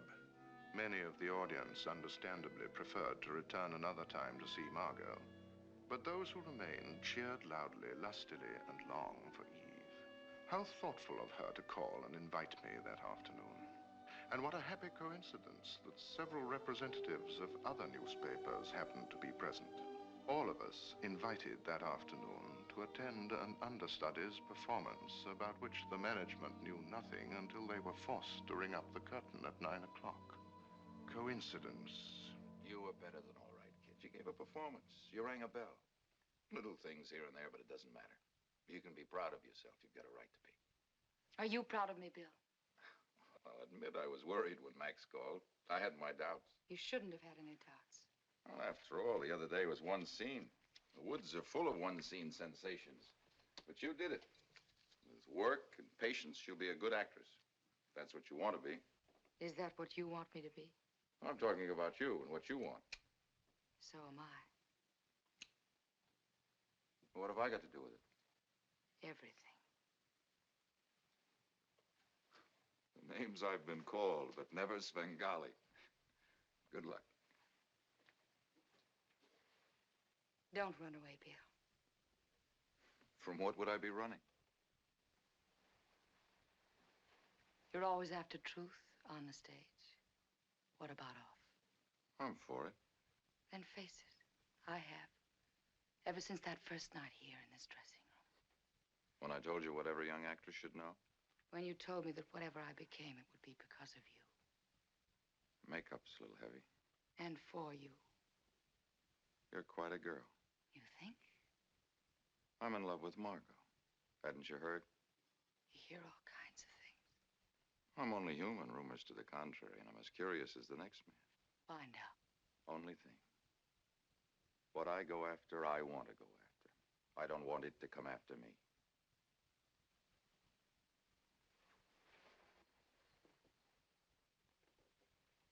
Don't cry.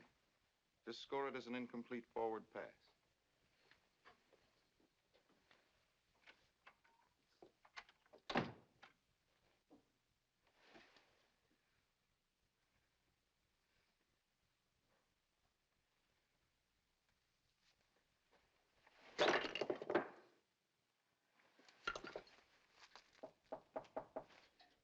Who is it? May I come in? Certainly, Mr. DeWitt. I expected to find this little room overcrowded with a theater full of people at your feet. I consider myself lucky they didn't throw things. Of course, your performance was no surprise to me. After the other day, I regarded it as no more than a promise fulfilled. You're more than kind. But it's still Miss Channing's performance. I'm just the carbon copy you read when you can't find the original. You're more than modest. It's not modesty. I just don't try to kid myself. A revolutionary approach to the theater. But if I may make a suggestion. Please do. I think the time has come for you to shed some of your humility. It is just as false not to blow your horn at all as it is to blow it too loudly. I don't think I've done anything to sound off about. We all come into this world with our little egos equipped with individual horns. Now, if we don't blow them, who else will? Even so. One pretty good performance by an understudy. It'll be forgotten tomorrow. It needn't be. Even if I wanted to, as you say, be less humble, blow my own horn, how would I do it? I'm less than nobody. I am somebody. You certainly are. Leave the door open a bit, so we can talk.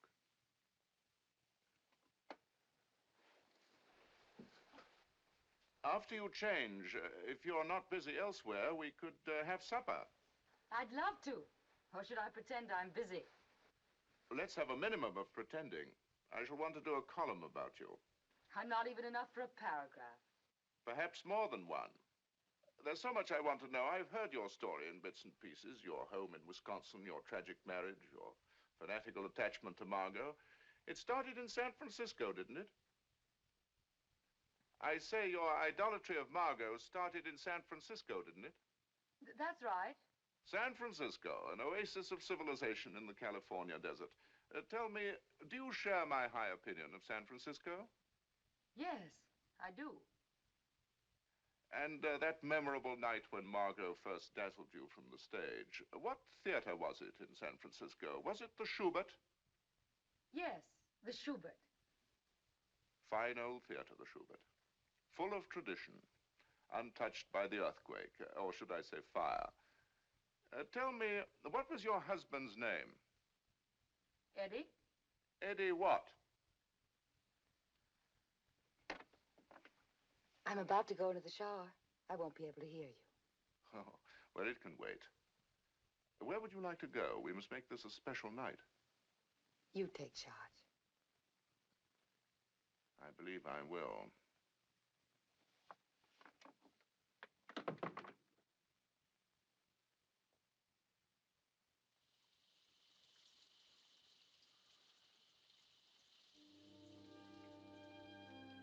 Some of the morning papers carried a little squib about Eve's performance. Not much, but full of praise. I couldn't imagine how they found out about it. But Lloyd said Max's publicity man probably sent out the story. At any rate, I felt terribly guilty and ashamed of myself, and wanted nothing so much as to forget the whole thing. Margo and I were having lunch at 21, just like girlfriends, with hats on. Has Miss Channing come in? Not yet, Mrs. Richards. Thank you.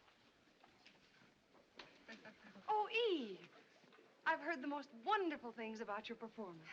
Mostly relief that I managed to stagger through it at all. She was magnificent. Well, then you've heard, too. I was there, an eyewitness. You were there at the play last night? A happy coincidence. We're having lunch with a movie talent scout. Well, they certainly don't waste much time, do they? It's nothing definite yet. It's just to have lunch. They'll be wasting this much of their time at any rate. Eve has no intention of going to Hollywood. By the smartness of your dress, I take it that your luncheon companion is a lady. Margo. Margo lunching in public? Oh, it's a new Margo, but she's just as late as the old one. She may be later than you think. Why not read my column to pass the time? The minutes will fly like hours. Thank you, Addison. And now we must join our sunburnt eager beaver. Goodbye, Karen. Goodbye.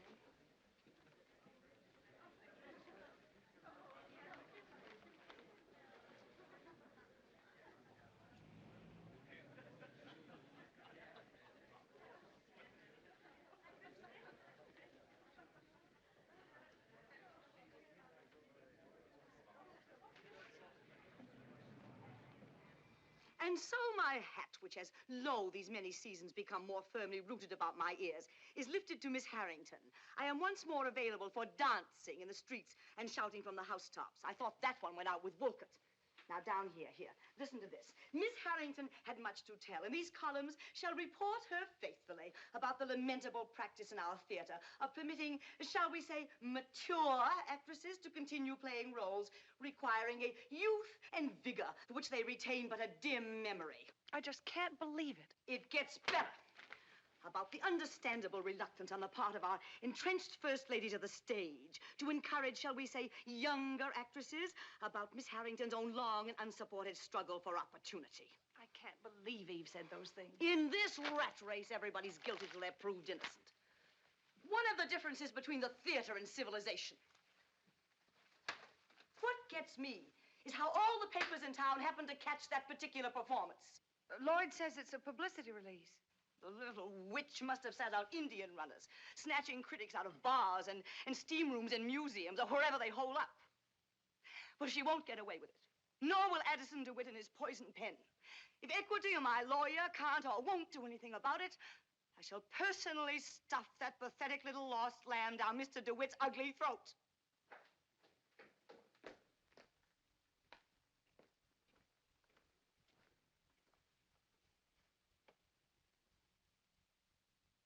I came as soon as I read that piece of filth.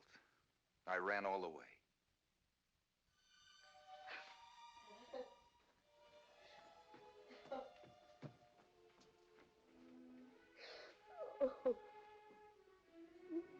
Bill's here, baby.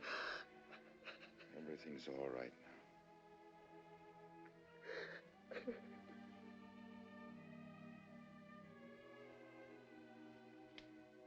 I guess at this point, I'm what the French call de trop. Maybe just a little around the edges.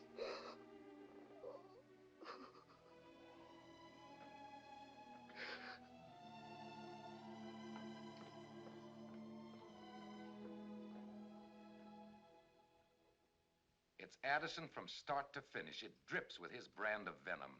Taking advantage of a kid like that, twisting her words, making her say what he wanted her to say. Where'd you get all that information? Eve. Eve? She's been to see me. Oh. As a matter of fact, she left just before you came in. You just missed her. That was a pity. Wanted to explain about the interview. Wanted to apologize to someone. And didn't dare face Margo. I wonder why. She started to tell me all about it and couldn't finish. She cried so. You know, I've been going over our financial condition, if you'll pardon the expression. That's quite a change of subject. What with taxes coming up and since I'm a playwright and not an oil well operator, well, I've been thinking... I'm trying hard to follow you. If, instead of waiting until next season to do Footsteps on the Ceiling, which is in pretty good shape, and if Margo can be talked into going on tour with Aged in Wood, we could put Footsteps into production right away. I'm beginning to catch up. If we can cast it properly, that is. Maybe get some younger actress for the part. Someone who'd look the part as well as play it. You've got to admit it'd be a novelty. Now you're quoting Addison. Or Eve. Eve did mention the play, but just in passing. She never asked to play a part like Cora. She never had the nerve. Eve would ask Abbott to give her Costello. No, I got the idea myself while she was talking to me about the play. With gestures, of course. For once, to write something and have it realized completely. For once, not to compromise. Lloyd Richards, you are not to consider giving that contemptible little worm the part of Cora. Now, just a minute. Margo Channing's not been exactly a compromise all these years. Why, half the playwrights in the world would give their shirts for that particular compromise. Now, just a minute. It strikes me that Eve's disloyalty and ingratitude must be contagious. All this fuss and hysteria because an impulsive kid got carried away by excitement and the conniving of a professional manure slinger named DeWitt. She apologized, didn't she? On her knees, I've no doubt. Very touching, very Academy of Dramatic Arts. That bitter cynicism of yours is something you've acquired since you left Radcliffe. That cynicism you refer to, I acquired the day I discovered I was different from little boys. Hello? Oh, hi, Margo. No, not at all. Karen and I were just chatting. Why, yes, I'm sure we can, and I'm sure we'd love to. Right. 11:45-ish. See you then. Margo and Bill want us to meet them at the Cub Room tonight after the theater for a bottle of wine. Margo Channing in the Cub Room. I couldn't be more surprised if she'd said Grant's tomb. I'm glad Bill's back. They'd die without each other. Darling, I didn't promise Eve anything, just that I thought she'd be fine for the part. But there were some practical difficulties. Such as? Well, you, for one. I told her you were set on Margo playing the part, and I certainly wouldn't make a change without your approval. That's fine. Fine and dandy. Just refer all of Miss Eve Harrington's future requests to me.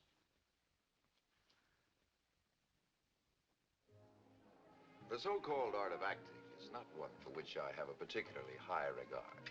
Yeah. But you may quote me as follows, quote, "Tonight, Miss Margo Channing gave a performance in your cockamamie play, the like of which I have never seen before and expect rarely to see again," unquote. He does not exaggerate. I was good. You were great. It's been quite a night. I understand that your understudy, Miss Harrington, has given her notice. Too bad. I'm broken up about it. For some reason, you just can't pick up champagne and drink it. Somebody's got to be very witty about a toast. I shall propose the toast. Without wit, with all my heart, to Margo, to my bride-to-be. Glory, hallelujah. Well, of all you... When are you going to do it? Tomorrow we meet at City Hall at 10. And you're going to be on time. Yes, sir. City Hall, that's for prize fighters and reporters. I see a cathedral, a bishop, banks of flowers. It's only for the license. There's a 3-day wait for blood tests and things like that. I'll marry you if it turns out you have no blood at all. What are you going to wear? Something simple, a fur coat over a nightgown. The point is this. In a cathedral, a ballpark, or a penny arcade, we want you two beside us as our nearest and dearest friends. Which we are, which we'll always be. There are very few moments in life as good as this. Let's remember it. To each of us and all of us, never have we been more close. May we never be farther apart. Mrs. Richards? Yes? For you. Oh, thank you. Very indiscreet. Note in the open like that. Next time, tell your lover to blow smoke rings or tap a glass. Lloyd, I want you to be big about this. The world is full of love tonight. No woman is safe. Well, this beats all world's records for running, jumping, or standing gall. Please forgive me for butting into what seems such a happy occasion, but it's most important that I speak with you. Please, and that's underlined, meet me in the ladies' room, Eve. I understand she's now the understudy in there. Hand me that empty bottle. I may find her. Well, look. There's Rasputin.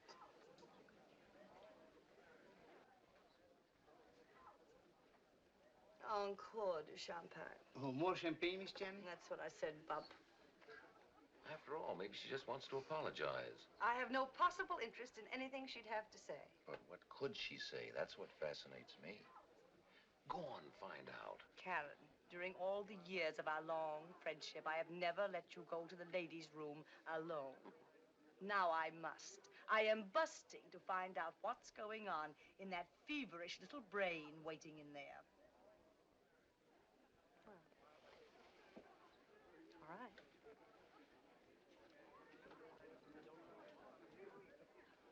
Karen. How nice.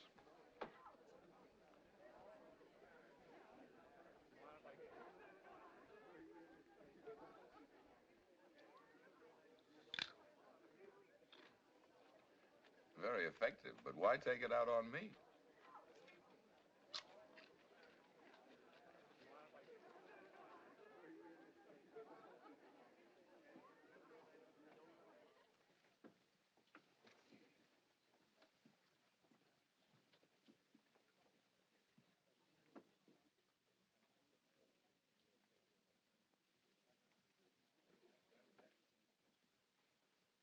I was wondering whether you'd come at all. Don't get up. Don't act as if I were the Queen Mother. I don't expect you to be pleasant. I don't intend to be. Can't we sit down just for a minute? I've got a lot to say, and none of it's easy. There can't be very much. But there is. Easy or not, I won't believe a word of it. Why should you?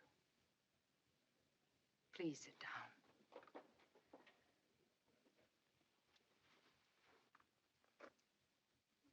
You know, I've always considered myself a very clever girl. Smart. Good head on my shoulders, that sort of thing. Never the wrong word at the wrong time. But then I'd never met Addison DeWitt. I remember I had a tooth pulled once. They gave me some anesthetic. I don't remember the name. It affected me strangely. I found myself saying things I wasn't even thinking. As if my mind was someplace outside of my body and couldn't control what I did or said. And you felt just like that talking to Addison? In a way. You find yourself trying to say what you mean. But somehow the words change. They become his words. And suddenly you're not saying what you mean, but what he means. Do you expect me to believe that you didn't say any of those things? That they were all Addison? I don't expect you to believe anything. Except that the responsibility is mine. And the disgrace. Let's not get overdramatic. You really have a low opinion of me, haven't you? I'll give you some pleasant news. I've been told off in no uncertain terms all over town. Miss Channing should be happy to hear that. To know how loyal her friends are. How much more loyal than she had a right to expect me to be. Eve, don't cry. I'm not crying. Tell me, how did your luncheon turn out with the man from Hollywood? Some vague promises of a test, that's all. If a particular part should come along, one of those things. But the raves about your performance. An understudy's performance. Oh, well, I think you're painting the picture a little blacker than it is, really. If nothing else, and don't underestimate him, you have a powerful friend in Addison. He's not my friend. You were my friends. He can help you. I wish I'd never met him. I'd like him to be dead. I want my friends back. Eve, I don't think you meant to cause unhappiness, but you did. More to yourself, perhaps, as it turned out, than to anyone else. I'll never get over it. Oh, yes, you will. You theater people always do. Nothing is forever in the theater. Whatever it is, it's here. It flares up, burns hot, and it's gone. I wish I could believe that. Give yourself time. Don't worry too much about what people think. You're very young and very talented. And believe it or not, if there's anything I can do. There is something. I think I know. Something most important you can do. You want to play Cora. You want me to tell Lloyd I think you should play it? If you told him so, he'd give me the part. He said he would. After all you've said, don't you know that part was written for Margo? It might have been 15 years ago. It's my part now. You talk just as Addison said you did. Cora is my part. You've got to tell Lloyd it's for me. I don't think anything in the world would make me say that. Addison wants me to play it. Over my dead body. That won't be necessary. Addison knows how Margo happened to miss that performance. How I happened to know she'd miss it in time to call him and notify every paper in town. It's quite a story. Addison could make quite a thing of it. Imagine how snide and vicious he could get and still tell nothing but the truth. I had a time persuading him. You better sit down. You look a bit wobbly.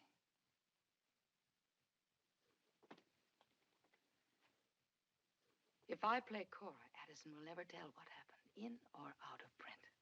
A simple exchange of favors. I'm so happy I can do something for you at long last. Your friendship with Margo. Your deep, close friendship. What would happen to it, do you think, if she knew the cheap trick you'd played on her for my benefit? You and Lloyd. How long, even in the theater, before people forgot what happened and trusted you again? No. It'd be so much easier for everyone concerned if I were to play Cora. So much better theater, too. A part in a play. You do all that just for a part in a play. I'd do much more for a part that good.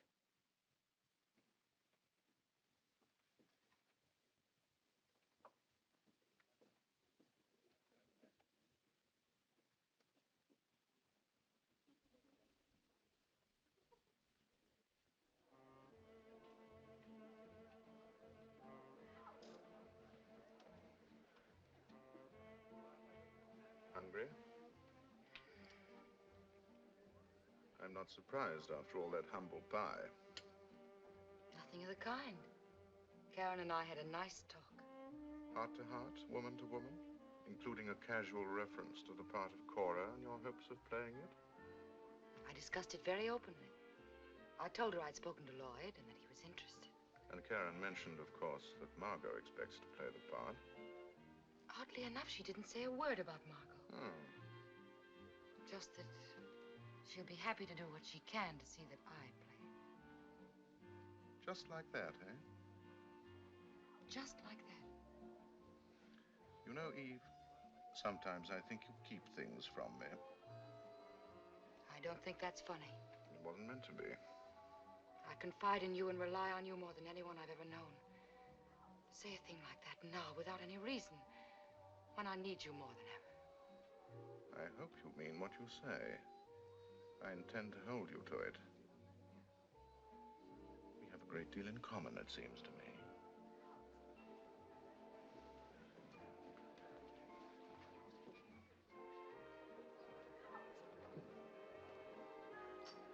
Well, what happened? Nothing much. She apologized. With tears. With tears, but not right away. First, the business of fighting them back, chin up, stout fella. Check. Very classy stuff, lots of technique. You mean all this time she's done nothing but apologize? What did you say? Not much. Groom, may I have a wedding present? What would you like, Texas? I want everybody to shut up about Eve. Just shut up about Eve. That's all I want. Give Karen more wine. Never have I been so happy. Isn't it a lovely room? The Cub Room.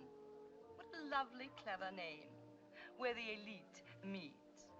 Never have I seen so much elite, all with their eyes on me, waiting for me to crack that little gnome on the noggin with a bottle.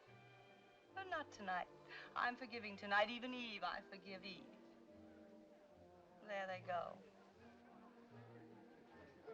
There goes Eve. Eve Evil, little Miss Evil. But the evil that men do, how does that go, Groom? Something about the good they leave behind. I played it once in Rep in Wilkes-Barre. You've got it backwards even for Wilkes-Barre. You know why I forgive Eve. She left good behind. The four of us here together. It's Eve's fault. I forgive her. And Bill. Especially Bill. She did that too. You know, she probably means well after all. She is a louse. Never try to outguess Margo. Groom. Yes, dear. You know what I'm going to be? Cowboy? A married lady. With a paper to prove it. I'm going to look up at 6 o'clock. And there he'll be. Remember, Karen? I remember. You'll be there, won't you? Often enough to keep the franchise.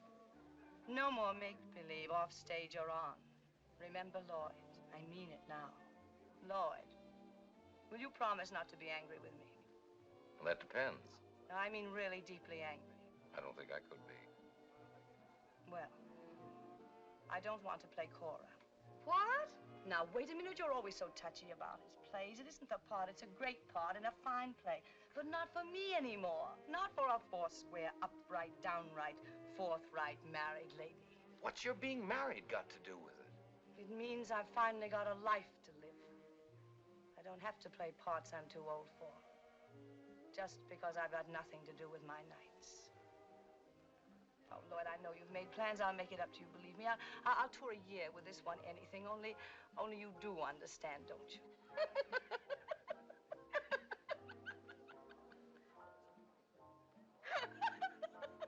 What's so funny? Nothing. Nothing. Everything. Everything's so funny.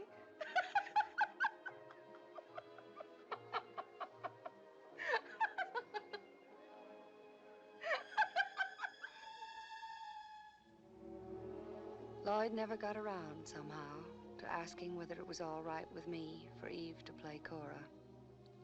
Bill, oddly enough, refused to direct the play at first, with Eve in it. Lloyd and Max finally won him over. Margo never came to rehearsal. Too much to do around the house, she said. I'd never known Bill and Lloyd to fight as bitterly and often, and always over some business for Eve, or a move, or the way she read a speech. But then I'd never known Lloyd to meddle as much with Bill's directing, as far as it affected Eve, that is. Somehow, Eve kept them going. Bill stuck it out. Lloyd seemed happy. And I thought it might be best if I skipped rehearsals from then on. It seemed to me I had known always that it would happen, and here it was. I felt helpless. That helplessness you feel when you have no talent to offer, outside of loving your husband. How could I compete? Everything Lloyd loved about me, he'd gotten used to long ago.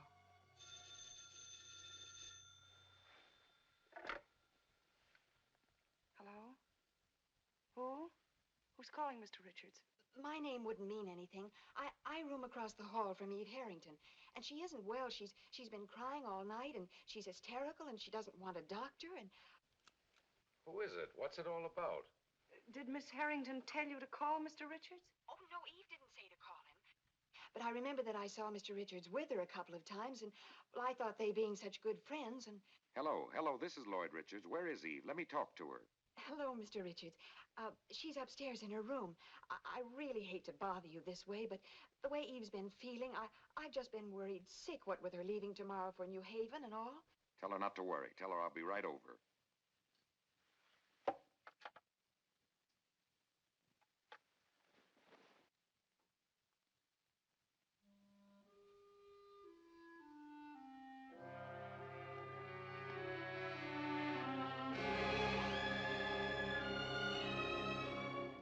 To the theater world, New Haven, Connecticut, is a short stretch of sidewalk between the Schubert Theater and the Taft Hotel, surrounded by what looks very much like a small city. It is here that managers have what are called out-of-town openings, which are openings for New Yorkers who want to go out of town. What a day. What a heavenly day. D-Day. Just like it. And tomorrow morning you will have won your beachhead on the shores of immortality. Stop rehearsing your column. Isn't it strange, Addison? I thought I'd be panic-stricken, want to run away or something. Instead, I can't wait for tonight to come. to come and go. Are you that sure of tomorrow? Aren't you? Frankly, yes.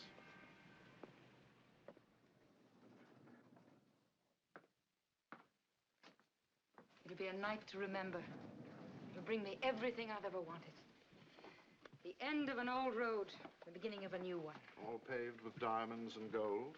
You know me better than that. Paved with what, then? Stars. What time? Almost 4. Plenty of time for a nice long nap. You rehearsed most of last night. You could sleep now, couldn't you? Why not? The mark of a true killer. Sleep tight, rest easy, and come out fighting. Why did you call me a killer? Or did I say killer? I meant champion. I get my boxing terms mixed. Addison, come in for a minute, will you? I've got something to tell you.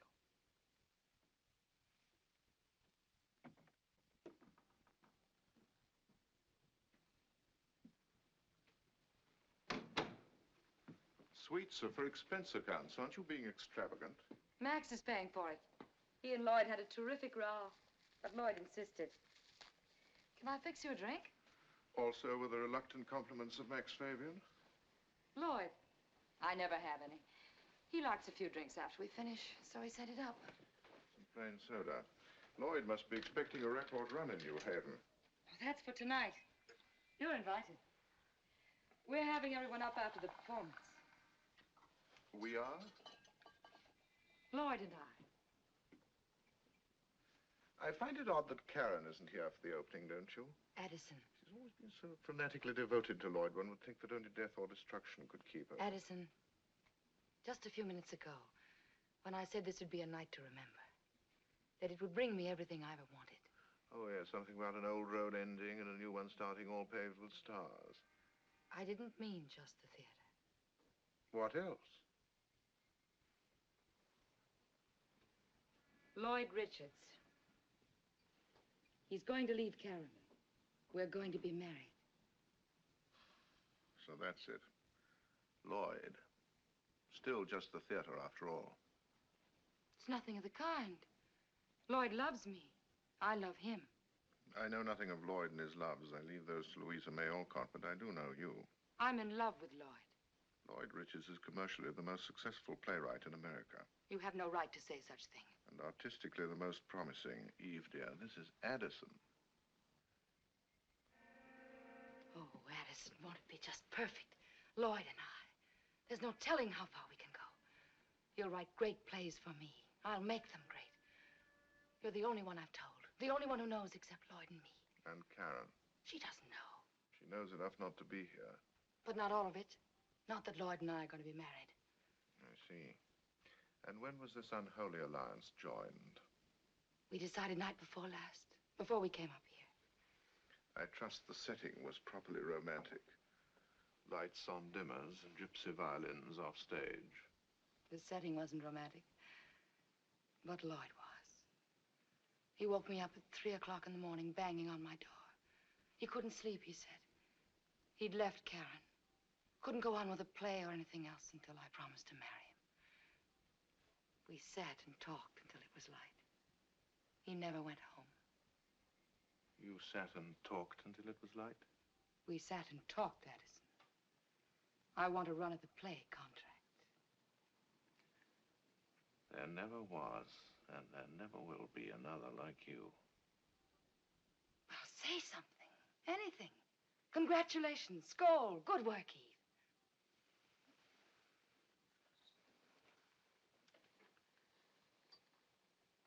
What do you take me for? I don't know that I'd take you for anything. Is it possible, even conceivable, that you've confused me with that gang of backward children you play tricks on? That you have the same contempt for me as you have for them? I'm sure you mean something by that, Addison, but I don't know what. Look closely, Eve. It's time you did. I am Addison DeWitt. I'm nobody's fool, least of all yours. I never intended you to be. Yes, you did, and you still do. I still don't know what you're getting at. But right now I want to take my nap. It's important It's important right now that we talk. Killer to killer. Champion to champion. Not with me, you're no champion. You're stepping way up in class. Addison, will you please say what you have to say, plainly and distinctly, and then get out so I can take my nap? Oh, very well, plainly and distinctly, though I consider it unnecessary because you know as well as I do what I'm going to say. Lloyd may leave Karen, but he will not leave Karen for you. What do you mean by that? More plainly and more distinctly, I have not come to New Haven to see the play, discuss your dreams, or pull the ivy from the walls of Yale. I've come here to tell you that you will not marry Lloyd, or anyone else for that matter, because I will not permit it. What have you got to do with it? Everything. Because after tonight, you will belong to me. Belong? To you? I can't believe my ears. A dull cliche. Belong to you? It sounds medieval. Something out of an old melodrama. So does the history of the world for the past 20 years. I don't enjoy putting it as bluntly as this. Frankly, I'd hoped that somehow you would have known, that you would have taken it for granted that you and I... Taken it for granted?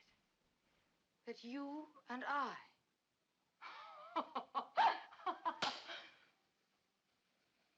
Now remember, as long as you live, never to laugh at me, at anything or anyone else, but never at me. Get out. You're too short for that gesture. Besides, it went out with Mrs. Fisk. Then if you won't get out, I'll have you thrown out. Don't pick up that phone. Don't even touch it. Something told you to do what I said, didn't it? That instinct is worth millions. You can't buy it, Eve. Cherish it. When that alarm goes off, go to your battle stations.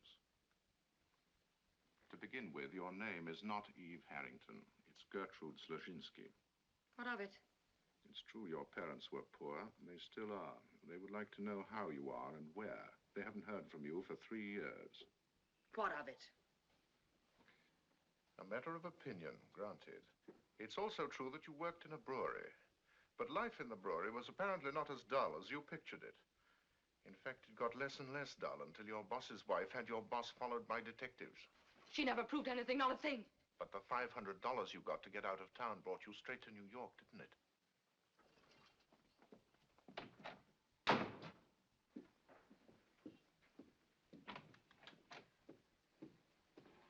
That $500 brought you straight to New York, didn't it? She was a liar. She was a liar! Answer my question. Weren't you paid to get out of town? There was no Eddie, no pilot. You've never been married. That was not only a lie, it was an insult to dead heroes and the women who loved them. San Francisco has no Schubert Theater. You've never been to San Francisco. That was a stupid lie, easy to expose, not worthy of you. I had to get in to meet Margo. I had to say something, be somebody, make her like me. And she did like you. She helped and trusted you. You paid her back by trying to take Bill away. That's not true. I was there. I saw you and heard you through the dressing room door. You used my name and column to blackmail Karen into getting you the part of Cora, and you lied to me about it. No! I had lunch with Karen not 3 hours ago, as always with women who try to find out things she told more than she learned. Now, do you want to change your story about Lloyd beating at your door the other night? Please, please. That I should want you at all suddenly strikes me as the height of improbability. But that in itself is probably the reason. You're an improbable person, Eve, and so am I. We have that in common. Also a contempt for humanity, an inability to love and be loved, insatiable ambition and talent. We deserve each other. Are you listening to me? Then say so. Yes, Addison. And you realize and you agree how completely you belong to me? Yes, Addison. Then take your nap, and good luck for tonight.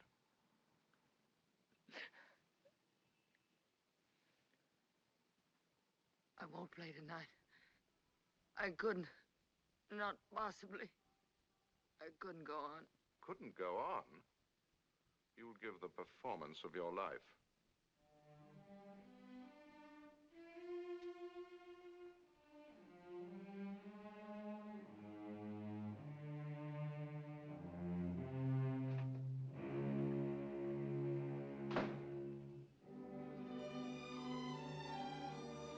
And she gave the performance of her life. And it was a night to remember, that night.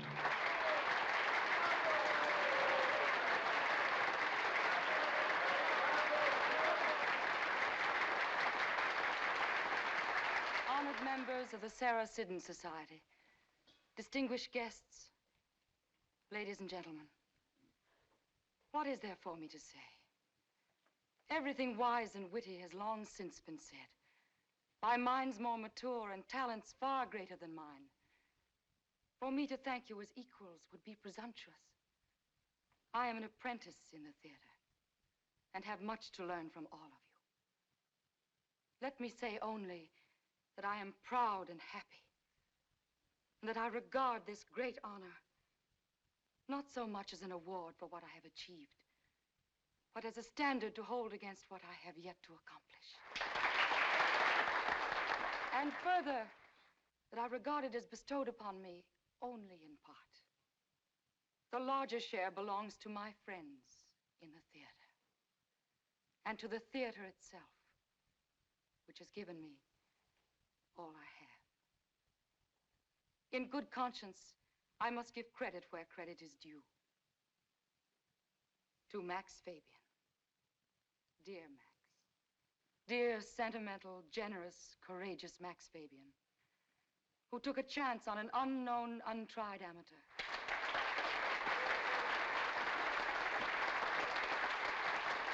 To my first friend in the theater, whose kindness and graciousness I shall never forget. Karen, Mrs. Lloyd Richards.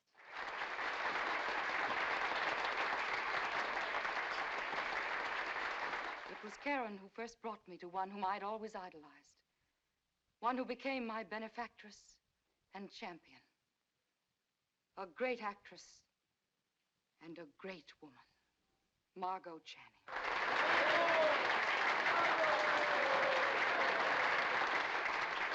To my director, who demanded always a little more than my talent could provide, but who taught me patiently and well. Bill Sampson. And one without whose great play and faith in me this night could never have been. How can I repay Lloyd Richards?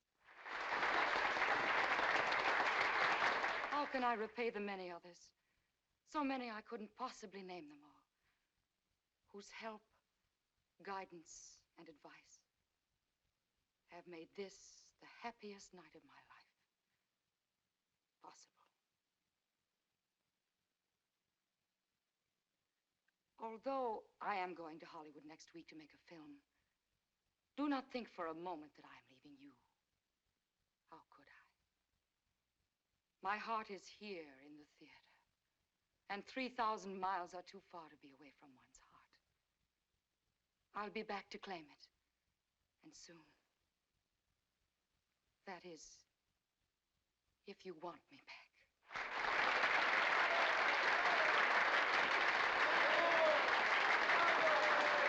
Good night to all, a good night.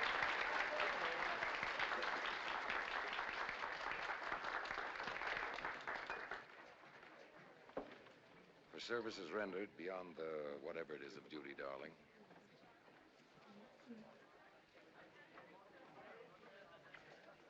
Come on, I'm the host. I got to get home before my guests start stealing the liquor. Congratulations, Eve. Thank you, Karen. Congratulations, Miss Harrington. Oh, thank you so much. Nice speech, Eve. But I wouldn't worry too much about your heart. You can always put that award where your heart ought to be. I don't suppose there's a drink left. You can have one at Max's. I don't think I'm going. Why not? Because I don't want to. I'm so happy for you, Eve. Thank you so much. Well, Max has gone to a great deal of trouble. This is going to be an elaborate party, and it's for you. No, it isn't. It's for this. It's the same thing, isn't it? Exactly. Here, take it to the party instead of me. You're being very childish. I'm tired. I want to go home. Very well. I'll drop you off. I should go to the party alone. I have no intention of missing it.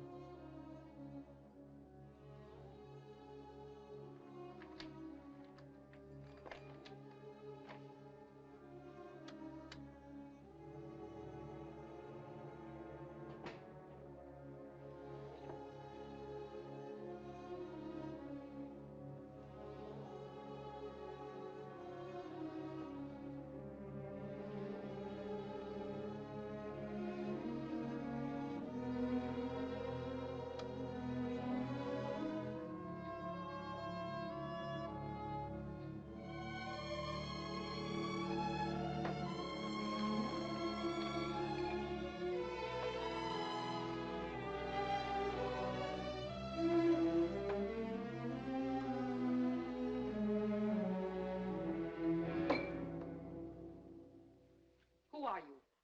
Miss Harrington. What are you doing here? I guess I fell asleep. Please don't have me arrested. Please, I didn't steal anything. You can search me. How did you get in here? I hid outside in the hall till the maid came to turn down your bed. She must have forgot something. When she went to get it, she left the door open. I sneaked in and hid till she finished. And then I just looked around. Pretty soon I was afraid that somebody would notice the lights were on, so I turned them off. And then I guess I fell asleep. You were just looking around. That's all. What for? You probably won't believe me. Probably not. It was for my report. What report? To whom? About how you live, what kind of clothes you wear, what kind of perfume and books, things like that. You know the Eve Harrington clubs that they have in most of the girls' high schools. I've heard of them. Ours was one of the first, Erasmus Hall. I'm the president. Erasmus Hall. That's in Brooklyn, isn't it? Well, lots of actresses come from Brooklyn. Barbara Stanwyck and Susan Hayward. Of course, they're just movie stars. You're going to Hollywood, aren't you? Mm-hmm. From the trunks you're packing, you must be going to stay a long time. I might.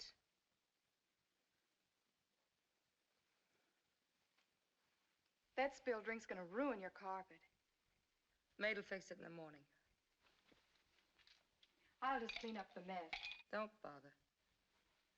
How'd you get up here from Brooklyn? Subway. How long does it take?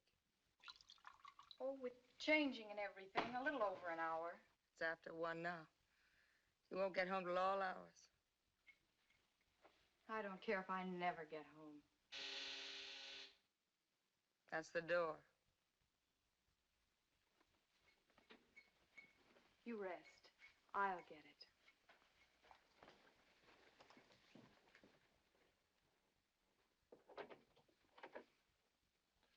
Hello. Who are you? Miss Harrington's resting, Mr. DeWitt. She asked me to see who it is. Oh, well, we won't disturb her rest. It seems Miss Harrington left her award in the taxicab. Will you give it to her? Tell me, how did you know my name? It's a very famous name, Mr. DeWitt. And what's your name? Phoebe. Phoebe? I call myself Phoebe. And why not? Tell me, Phoebe, do you want someday to have an award like that of your own? More than anything else in the world. Then you must ask Miss Harrington how to get one. Miss Harrington knows all about it.